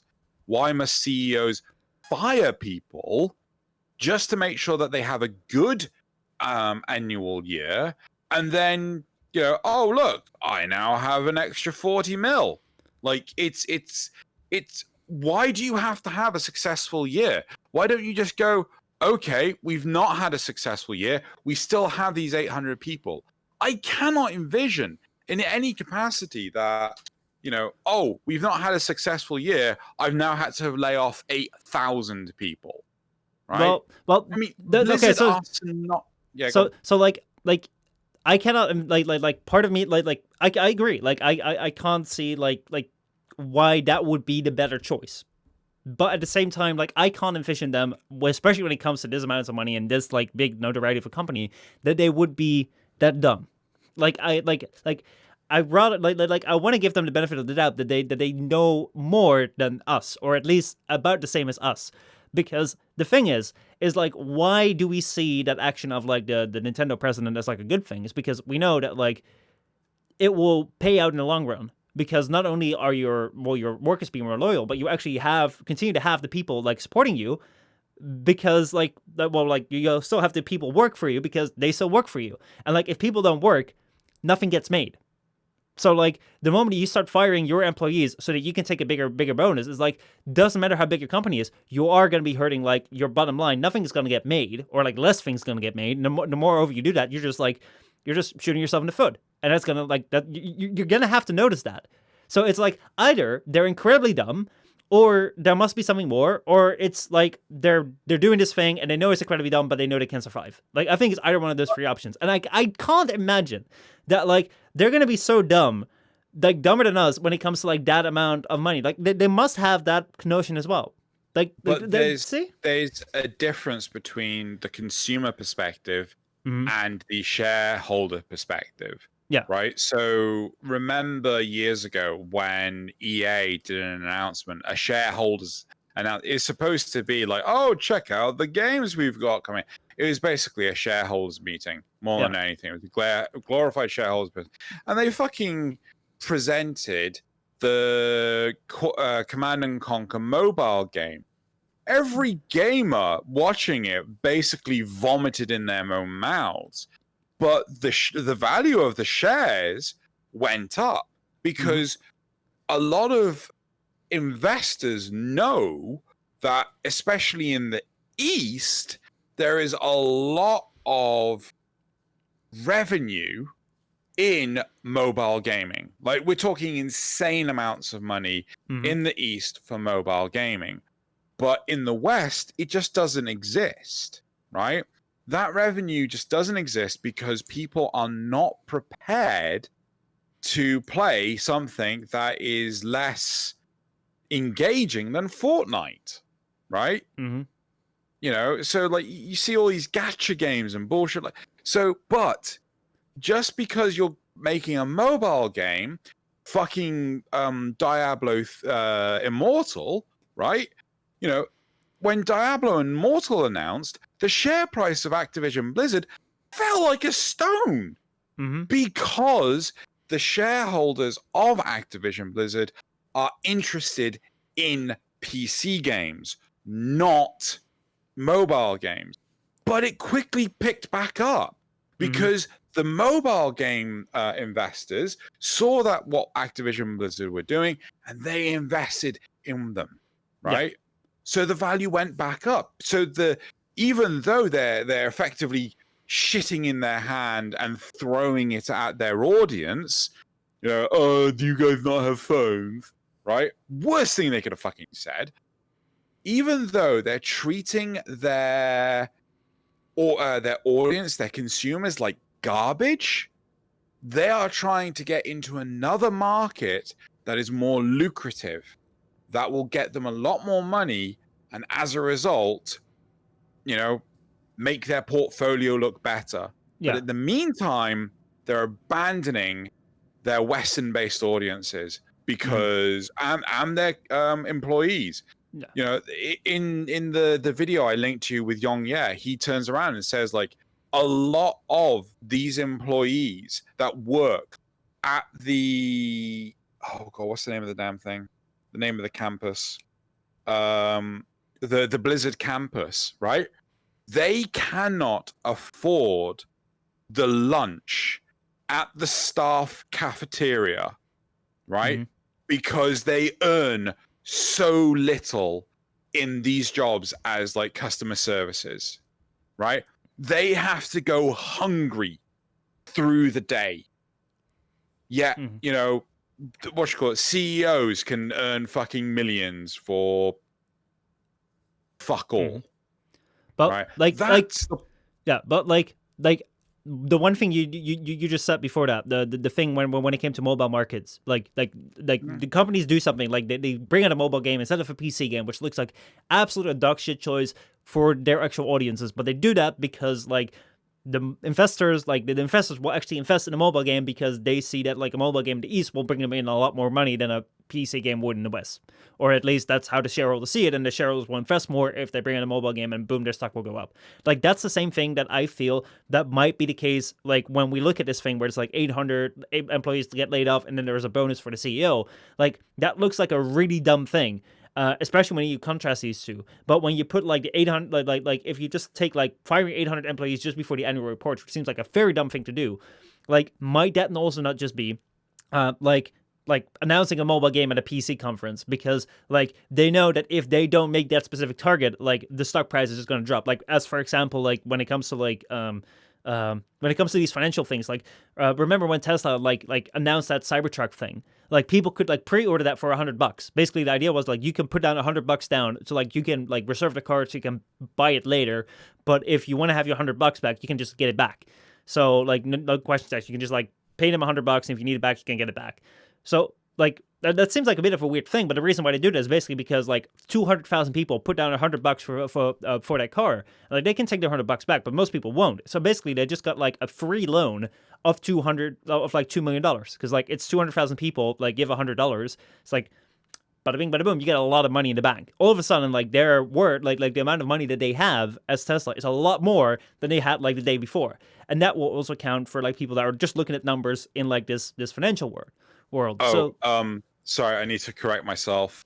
No, sorry, the value of Blizzard stock has only just, as in like within the last few weeks, risen back to when it crashed after the announcement of Diablo Immortal. It's taken nearly 2 years to come back, right? How sad. So I'm wrong, but even so like, even and a stupid fucking investment plan of, oh, let's get into the fucking Eastern mobile market. You know, what the fuck is wrong with them? Ah, shit, wrong one. This isn't reset yet. That's fine. Anyway, but I mean, like that's a decision which you can take, which goes wrong. So like that's probably some, hopefully. Well, I'm not going to say hopefully, but like. But why is it the employees, the people doing their jobs, why are they the ones that must pay the price for someone like Bobby Kotick to, who makes these, I don't know, let's say this is a terrible business decision. Why is he the one that makes the terrible business decision and still makes a 40 million bonus, whereas, 800 people lost their job? Well, I don't know the specifics within Activision. Like there's two things that come to mind. Like number one, most of the time, like as I said, hold on, I hope I can bring this up right here. Okay, so right here we have like the Blizzard stock. Like I was about to say hopefully, but like that sounds wrong because I don't want anyone to like lose out on that's it's a really mean thing to say, like hopefully someone lost their job over it. Like I don't mean that at all.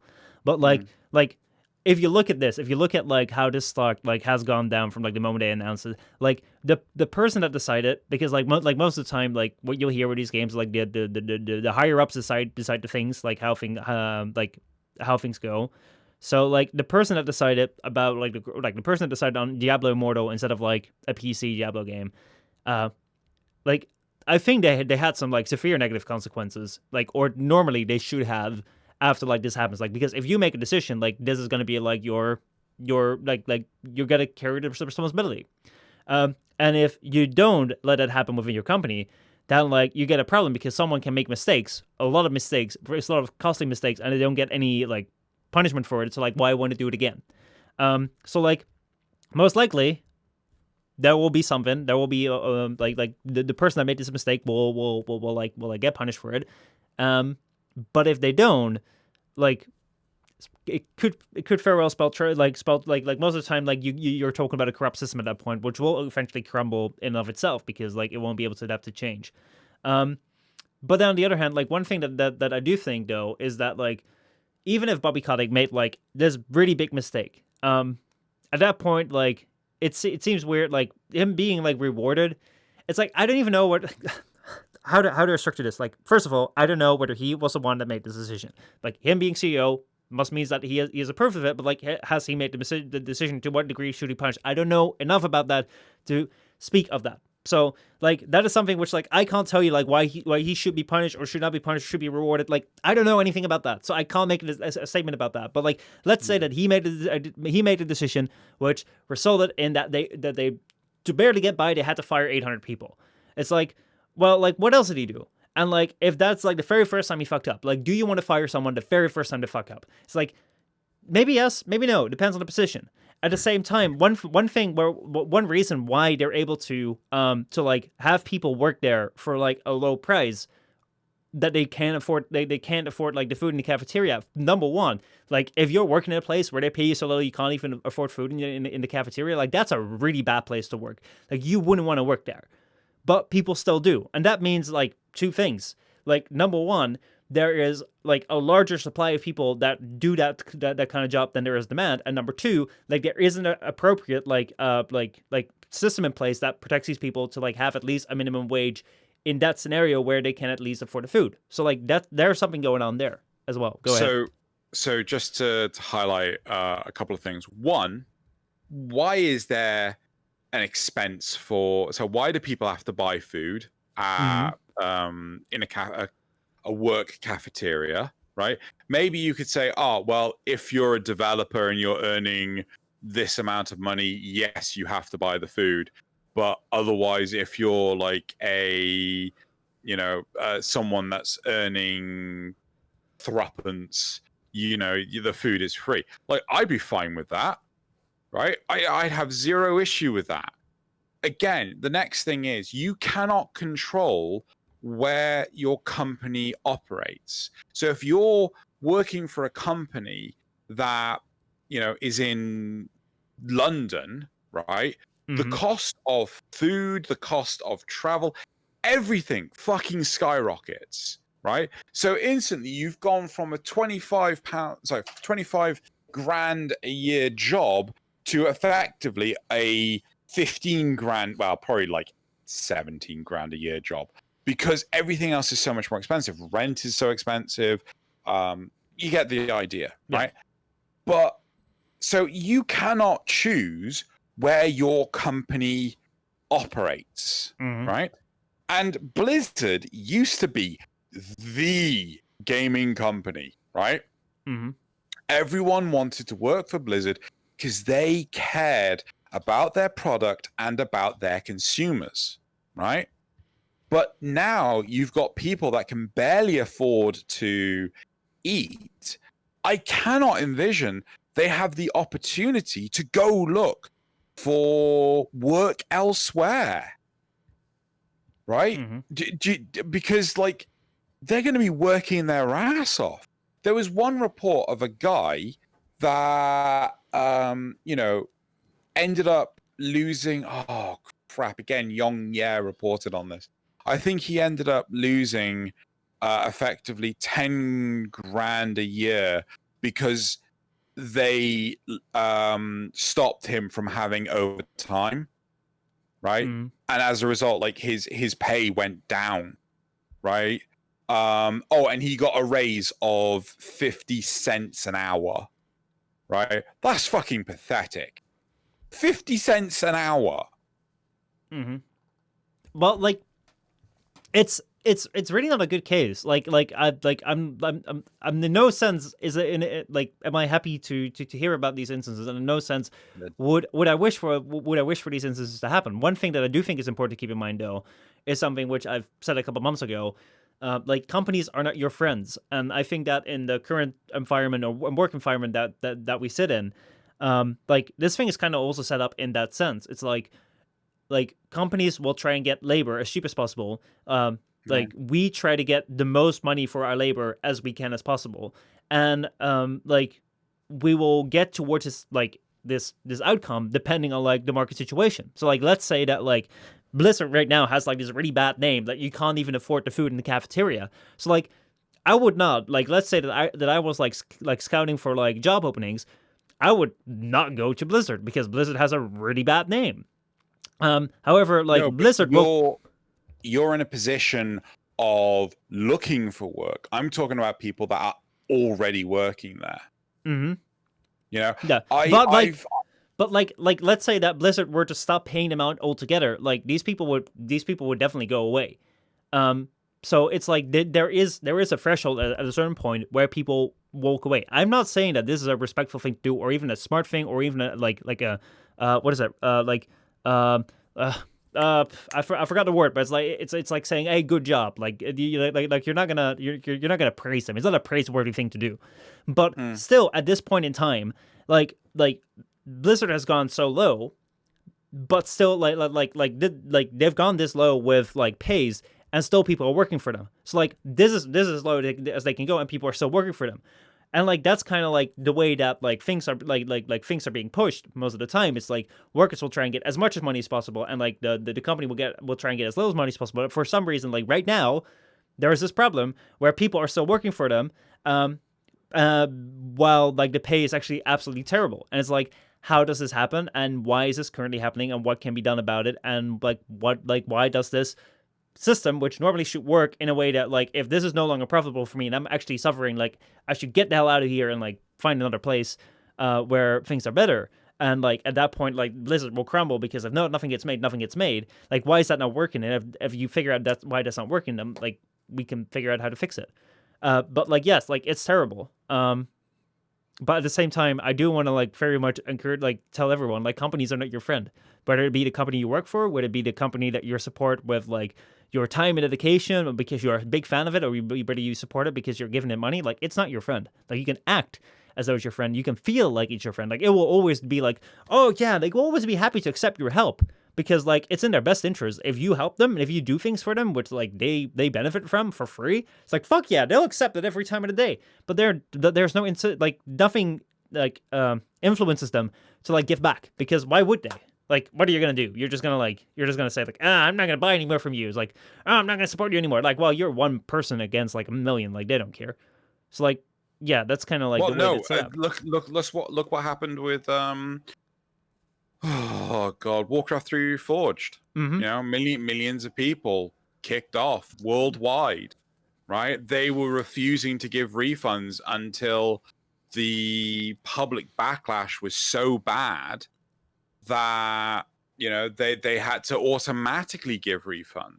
It Yeah. was a train wreck. Yeah, so But so even so so so, so so that but is so those are the forces you'd want to there to be, and for some reason that hasn't happened with these employees right here, and like that also hasn't happened with what was it, Star Wars Battlefront, whatever, like the one with the crazy like loot box, that also went kind of down. But like even there are so many cases of like very bad systems, even FIFA and stuff like that. Like there are very bad systems which still continue to run because people say, "Well, ban it," and it still continues to go on because people will still be like, "Oh, I hate this game. We're gonna boycott it." Oh boy, when are we gonna play tonight? Like people will still like there are cases where yes, that was a good example of Warcraft 3 Reforged. That's where it worked. But there are so many cases where it didn't work, and that's also right here. Right now, like the Warcraft 3 example right now should be that like these people can't even afford the food in the cafeteria. There should be better jobs out them at rival companies where they can actually get a good pay, where they can actually like afford or get free food in the cafeteria. But there isn't. Or at least they can't get there because like there's reasons why they still continue to work that job. Just as these people that hate like the way that games are priced still continue to go to these games and continue to play them, even though they say they boycott them, but they don't. It's okay. So ignoring the consumer side of it, let's focus on the stuck employee side of it. It's difficult because I've been there finding. So when I was working at the university and I was treated like fucking shit, right? It was the worst time of my life ever. I was so depressed, right? I was borderline suicidal. I hated working there. I had to work 12 to 16-hour days. It was a shithole. I tell everyone, never work in academia. It is the worst, right? If you're a decent human being that has any form of moral compass, do not work in academia, right? The first job that gave me any chance of getting somewhere, like getting out of there, I took, right? The first one, it took me 3 months to find a job, right? Then when I was looking for when I was done with the last job and I was looking for a new job, I was looking for 6 months before I found anything close to better than what I already had, right? But in that time, I had 5 people contact my boss asking for references. I was fucked because these people asking for references basically tipped my hand and showed my employer I was looking for work elsewhere. Living in the UK, I have the rights that protect me from being fired on the spot for any reason. America does not have those rights. American employees, like, they can be fired for fucking anything, right? I don't like the look of your face. You're looking for work elsewhere. You're trying to work for one of our competitors, and just sack. Then what are you supposed to do? You get sacked on the spot. You're without a job. It takes months to find work. It's horrible. Right? It's really difficult. So, when you're looking for alternative work, you have to be really careful, really subtle. And when you've done a full day's work at a shithole and you're depressed, like, the last thing you have is the motivation to try and find work elsewhere. I mean, like, there we go. Like, that is a really, really shitty situation. I'm like, I'm sorry that you had to go for it, and I'm like, I'm sorry for everyone that's going for it right now. Like, the world sucks, and there's many, many bad things that people are going through, and I do not want to diminish the personal cases. But a matter of fact is that like the best person to look out for you is you. Like, there is no incentive for like a company or university or like a society in general to look out for you. Yeah. So, like, the thing when it comes to the university is that I can very well say that the university is like one of the worst places to work right now. Why? because I actually like this is a fear like well this is a thing which I've heard like a lot more about in the recent like months. So like I'm not very well aware of it, but like basically like we've had like a big period of growth until like the world has had like a big period of growth until like the 1970s or something, and at that point like the big growth that we had kind of like stagnated out, and people have been like portraying like imagining growth, like creating fake growth, like what we saw with like the housing crisis. Like they created growth, like they created financial growth which wasn't real. So in order to perpetuate this idea, so like the way that this idea is formed is like, let's say in university, so like the idea in university was that like you would be like you would be I'm gonna get the terms wrong, so please correct me wherever I'm wrong. Like you would be a professor in your university, and you would have like students that you would be teaching, and like your top 10 students would turn out would also like grow out, become professors, and they would also have like students that they would be teaching, and their top 10 students would also become professors, and they would be also be teaching students, and like in that way, like that was kind of like the idea that the universities worked. Like professors would teach you, and then you would turn, like if you were one like the top 10 students, you would turn into professors as well, well-paid jobs, and then like you would teach students as well. But that can't go on infinitely, because like if you have like professor with like top 10 students, and they all turn into 10 professors, and they all have top 10 students, like that like increases by a lot. That cannot go on forever. So at a certain point you hit your max. So where like 50 years ago, like I don't know how many years ago, like people working in academia were like scarce because there weren't that many people with like graduation or papers or like certificates or like whatever the skills that you get through university right now, however you want to call it. Like right now that number has grown a lot. And right now, like the worth of like a diploma, of a further like a university diploma, a college diploma, is diminishing. It has been diminishing for a long time, and like people are finding that right now. And you also see that in many different careers in life. It's like why do people right now struggle so hard when it comes to YouTube, where like previously like a PewDiePie could just come out and boom get there in like get there and get big. And right now, like there's thousands of people struggling with similar channels that can't get there. It's just like because there's no the growth stops at a certain point. You can't infinitely grow. Go ahead. So academia is very different from what you've described. So back in the 40s, 50s to 70s, maybe 80s, it was pretty much what you described. You would actually have one professor that would teach multiple classes of students. We're talking hundreds of students, but only some of them would choose to follow the path of a PhD, right? So you've instantly knocked out probably 90% of the hundreds of students down to 10% to do a PhD. But then, so not all of them will even complete their PhD, right? It takes literal years to do a PhD. We're talking, 3 years minimum, probably 5 years average. And there are very few people that actually fail their PhD, right? But it's fucking slow. And you have to specialize in a specific field. After you've done your PhD, you become not you're a doctor by name, but you're a research fellow. Yeah. So after you've done the research fellow, you've got another few years before you become a researcher or a lecturer, right? Still being a doctor. Then you have probably about another 10 years to become a professor. Now, sometimes you can be invited to be a professor without having a doctorate or anything like this, because you are a specialist in industry, right? One of my old professors, he was this. Like, he was a specialist who got offered a professorship, and he took it, right? And he got to do all sorts of weird and wonderful research. Typically, you will not become a professor until you are 45, 50, right? So the majority of your life has come and gone, right? Before you are a professor. And at that point in time, your professor's already fucking retired, right? If not dead, right? there are very few professors that get professorship earlier than that. It isn't unheard of, but it's very rare. And even so, right, staying in academia is really difficult. It's so cutthroat, right? Mm-hmm.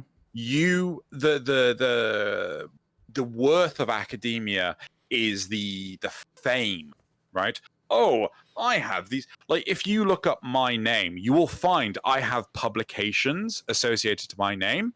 I don't ever talk about them because I fucking hate them, right? Mm-hmm. I hate anything that reminds me of my experience in university as a research associate at university.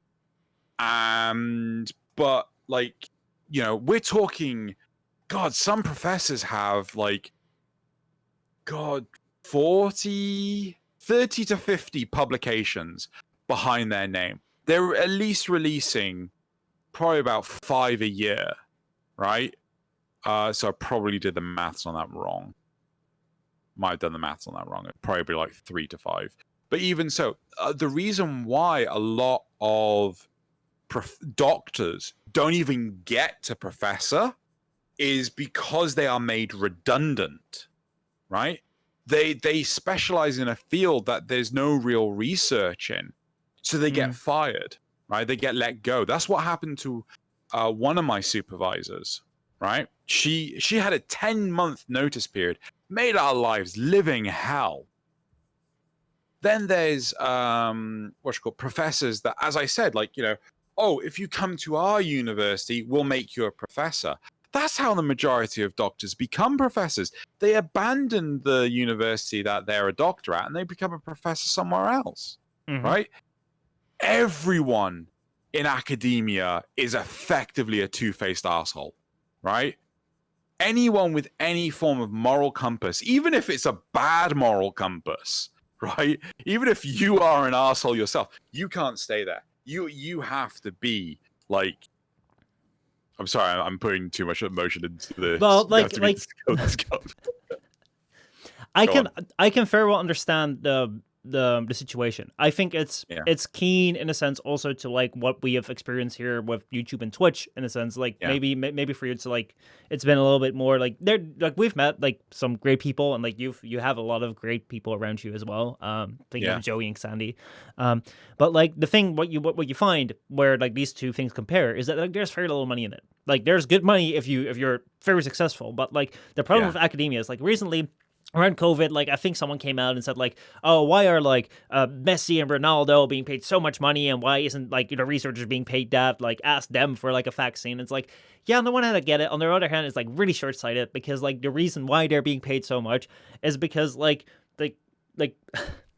it's like these names. Who are these? So people? like they're like the most successful or like the most profitable like soccer players, like Messi, Ronaldo. They're like well-known football players. So like they earn a lot of money because if they win a lot of like cups with their teams, they win a lot of prizes. They earn that. They like yada yada yada. So like there's worth in there, which isn't necessarily like with research, but like there's worth in there. They're definitely worth their money. Like they earn a lot, but like the people that put that money in them, they also get that back. So the problem with researchers though is that like people would absolutely love to give you all the money in the world if you could get a corona vaccine right now, or if you could like research and find this like the solution to like the burning question and like create the whatever. Like if you could research and come to the conclusion of something truly groundbreaking, people would love to put all their money into you. But that's the problem. It's like you don't know when you're starting research whether that's going to be the groundbreaking thing. And like so many researchers for like the things that like are successful and like profitable, like there is so much which is just like not successful or not profitable. So it's like 99% of it's just trash. Yeah. So it's like that's the problem when it comes to academia is like there is so little money in it because like people don't dare to invest in something. Like there's such a high risk with it that like people don't invest a lot with it. And that's also what you see when like the comparison comes with like YouTube and Twitch. It's like, yes, there is a lot of viewers and a lot of money if you're successful. Like if you are Ninja or if you're PewDiePie or like you're one of the biggest creators, like there's a lot of like attention for you. There's a lot of like viewership. There's a lot of money for you. But like people are not going to like give you sponsorships and give you great deals if you're like one of the many, many people creating on these platforms. because like you don't know, 99% of the people that start creating like will probably not make it big, and it's like would you invest in that? And it's like that's like, and then you get this underhandedness where it's like people are going to be fighting for survival, and you get that here, and like I can very well understand that's also the case with university. Now on YouTube, like it sucks being a creator here, but like I don't really mind it when it comes to like university and academia though. It being like the core of our science, like the core of our science, where we get our scientific knowledge, our knowledge that we like progress as a humanity. It's a bit weird though, because like the fact that like this underhandedness like takes such a large part in like the structure that like provides us as like the human race with new knowledge and provides us forward. Like that's kind of like a corruption for something which is so integral for us to like survive and like move forward. Like that is something so weird. So one thing that you are unaware of is the research doesn't come from universities exclusively. The research often comes from corporations paying a university to do the work. But even then, the research is bollocks, right? Because I've seen it multiple times where a company, right, will, God, I want to spill so many names because I really don't care about them anymore. A company will pay millions and millions of pounds for a university to do some research. It takes the university longer than anticipated. Then when the university provides the report, the company goes, oh, we need you to change your results. I was like, why? It was like, this is the thing. Well, we need you to say the results. Sorry, instead of option A, we need you to say the option C is the best one. So, well, that's lying. And it was like, okay, well, do it or we'll withdraw our money, right? So, you don't get paid. And I'm like, so, research is like, it's just got no worth in it because it's lies. Yeah. Like right? so it's crazy. Like the one story that like that opened me a little bit up to this was like look up Brett Weinstein and then like mice and telomeres. So basically like again, like I'm not expert enough to like recount this properly, but basically like the gist of this is like he talks about it on the Joe Rogan Experience. He has an entire podcast on like his channel as well with Eric Weinstein, like very interesting to check out, very interesting to like listen up to it. But basically like the gist of it is like there's a lot of health research is done on like lab mice, and like especially when it comes to things like cancer, for example. Like the way that cancer works is basically like as a cell ages, like it will regrow, and at a certain point it gets so old that like it will turn into a cancer cell, and like when you're young, like it's still able to replace, but at a certain point like it will kind of take over the body. So like cancer is kind of inevitable in a sense as it is currently. And like one thing that plays part in it, as far as I understand, like I'm probably entirely wrong like in the way that I explain this, so don't take this as fact. Like, please look this up for yourself. But like one thing that takes part in is like a telomere, and like I think a telomere. I know. Do you know more about them? Yeah, telomeres are used to dictate the age of a cell. So diseases like cancer are inevitable. They're not caused by telomeres, but basically, it's there was a movie. Was it? I think. It's Lucy, where there's a speech by Morgan Freeman's character that talks about this. And effectively, the idea is if you are a mortal being, right, then you will suffer horrific diseases. Your body will not be able to fight cancer. It's like impossible, right? So instead of being immortal, your body is designed to procreate, to create offspring, so on and so forth. And it is designed. There's a concept for this. I'm trying to remember. Basically, it's designed obsolescence, where effectively this is like the marketing term for it, but basically your body is designed to die, and it does so through systems like the telomeres. So Yeah. the telomeres are there to help with the aging process. So one thing in theory we could do is stop the aging process by preventing the telomeres from dividing. So every single time a cell divides, the number of telomeres is halved, and then the cell will die when it is no longer able to have a telomere.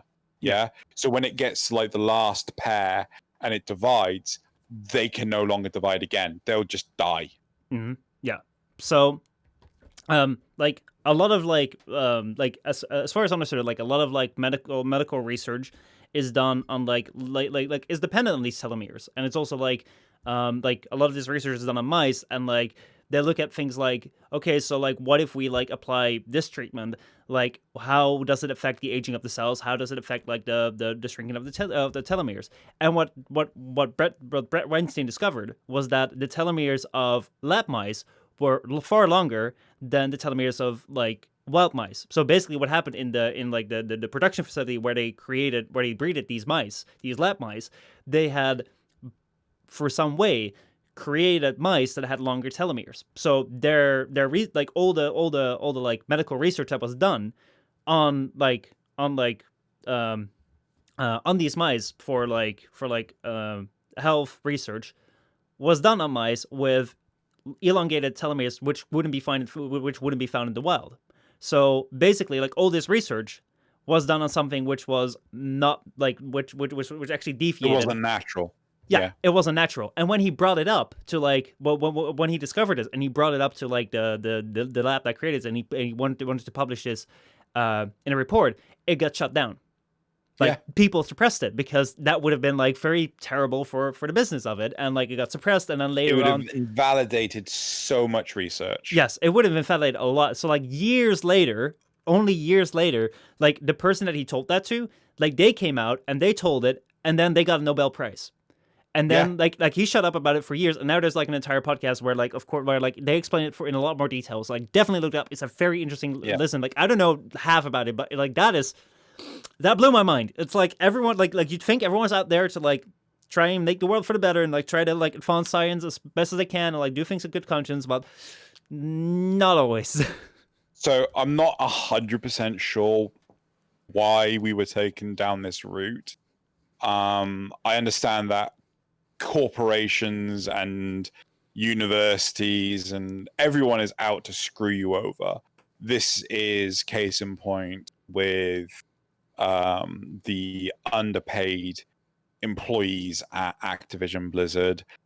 I'd love to host a prosecution against CEOs like Scott Wilson? I don't know. I can't remember his name is. The guy that came up with the loot boxes, CEO of EA. I'd love to get Bobby Kotick in front of the stand and basically say, right, can you please explain to me, right, really simply, right, as if I'm not a fucking 5-year-old, but I have an IQ that is in the triple digits. Please explain to me why firing 800 people or pulling bullshit like this still somehow allows you to get this 40 million payout. All right, bonus, not payout, bonus. That's like, there's information that we're missing, right? But it seems to me really weird. Like, if this guy's able to be paid for like 40 million in shares, why can't he just be paid for 20 million in shares and then the other 20 million? Because if you generate shares, that decreases the value of the share. Yeah, right? It's like I don't know where it shares. Like I don't know the details.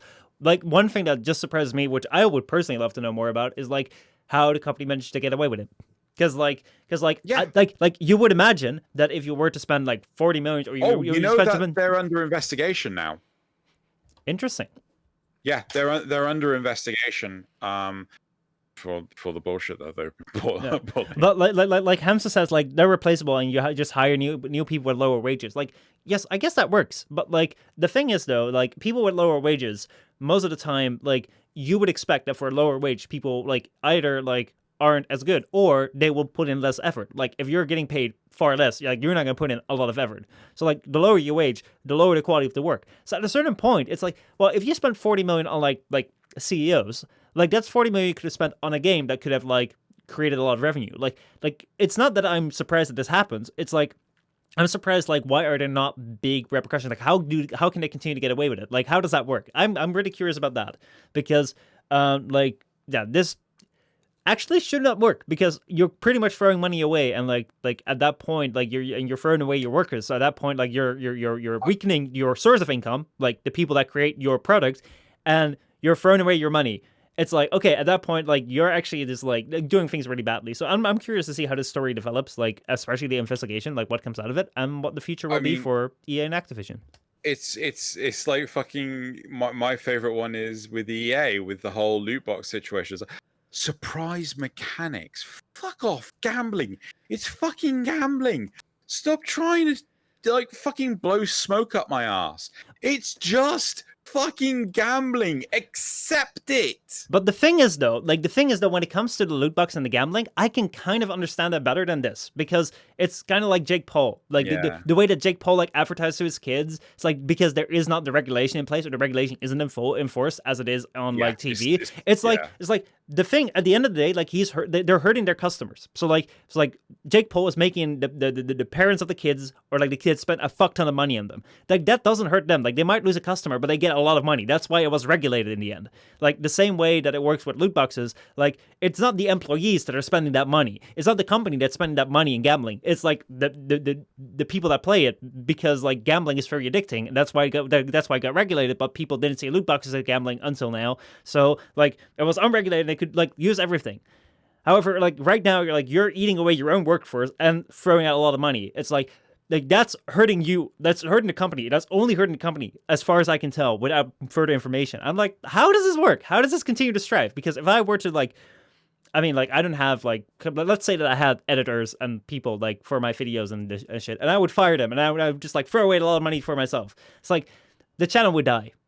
It's like, how does this continue to work? I'm really curious, and I hope that the investigation brings something. And yeah, we'll see. I think the difference is that you have multiple sources of revenue coming in, and investment, like people sending you money to make sure that the channel does well, is where some of this revenue is coming from. So you know, as said in Twitch chat, you know, you fire off the people that have been there for a long time, and you know they cost you more money. You fire them off, and you hire shit people that, you know. And again, I've seen it time and time again. Anyway, that was the FrameCast. Are there any questions in chat? We can answer them briefly. We've been going over for about 2.5 hours. God damn, these are getting long. Yeah. How are you holding out? I've got a video to edit after this. I mean, it's nearly finished. It's nearly finished. I just need to put the footage in and blah blah blah blah blah. But it's yeah. Are you ready and set up for enjoying your vacation next week? I haven't fucking gotten ready at all. Like, I'm just like, yeah, I'll sort that out Saturday morning before I leave. Yeah. Oh man. Anyway, you take your rest, man. Like that's important. It doesn't seem like there are any further questions, guys. If you have any more questions, please leave them in the comments below this video if you're watching this video, or tweet them out to us via Twitter, or put them in the Discord if you're watching this or listening to this in any other way that isn't a YouTube video. Next week we'll be not here, not with this setup. In 2 weeks we'll be here for another FrameCast with me and Drew. Thank you so much for being around. So just before, like, I want to say, like, it's great actually doing these episodes, but if there's any comments that, you know, you want us to restructure things, you want us to do better, you want us to time limit a topic, you want us to have graphs, you want us to do anything, would be much appreciated. But at the same time, can we ask you, our lovely audience, if you know people that are interested in podcasts, can you please share this with other people? Like, even if it's people that you know on 10 o'clock or something like that, please feel free to just share it with others, because I think that we need to start pushing the social aspect of this show to get more people aware of it. I think that like we gotta ask it efficiently. So like what I want you guys to do is, if there's anyone here listening, actually this is a joke, don't take this seriously. But if there's anyone here listening that knows Joe Rogan, ask him kindly if we can be on this show. And maybe we can have another like we can have another Spotify deal as well. Like we'll take 50 million, okay? We'll take half. Maybe even a tenth. We'll take 10 million to have this show exclusively on Spotify. Anyway. No, thank you so much for watching. Check out Drew, youtube.com/Xeno. You're having a video coming out soon, so check him out. There's gonna be some cool stuff on there. And cool. Yeah, we will see you all. Mystery guests. Ooh. Yeah, we should bring some guests back maybe soon. That would be fun. Sure. All right. See you guys all next time. Have a great rest of your day, evening, night, whatever time it is for you while you're listening to this. Bye. Bye.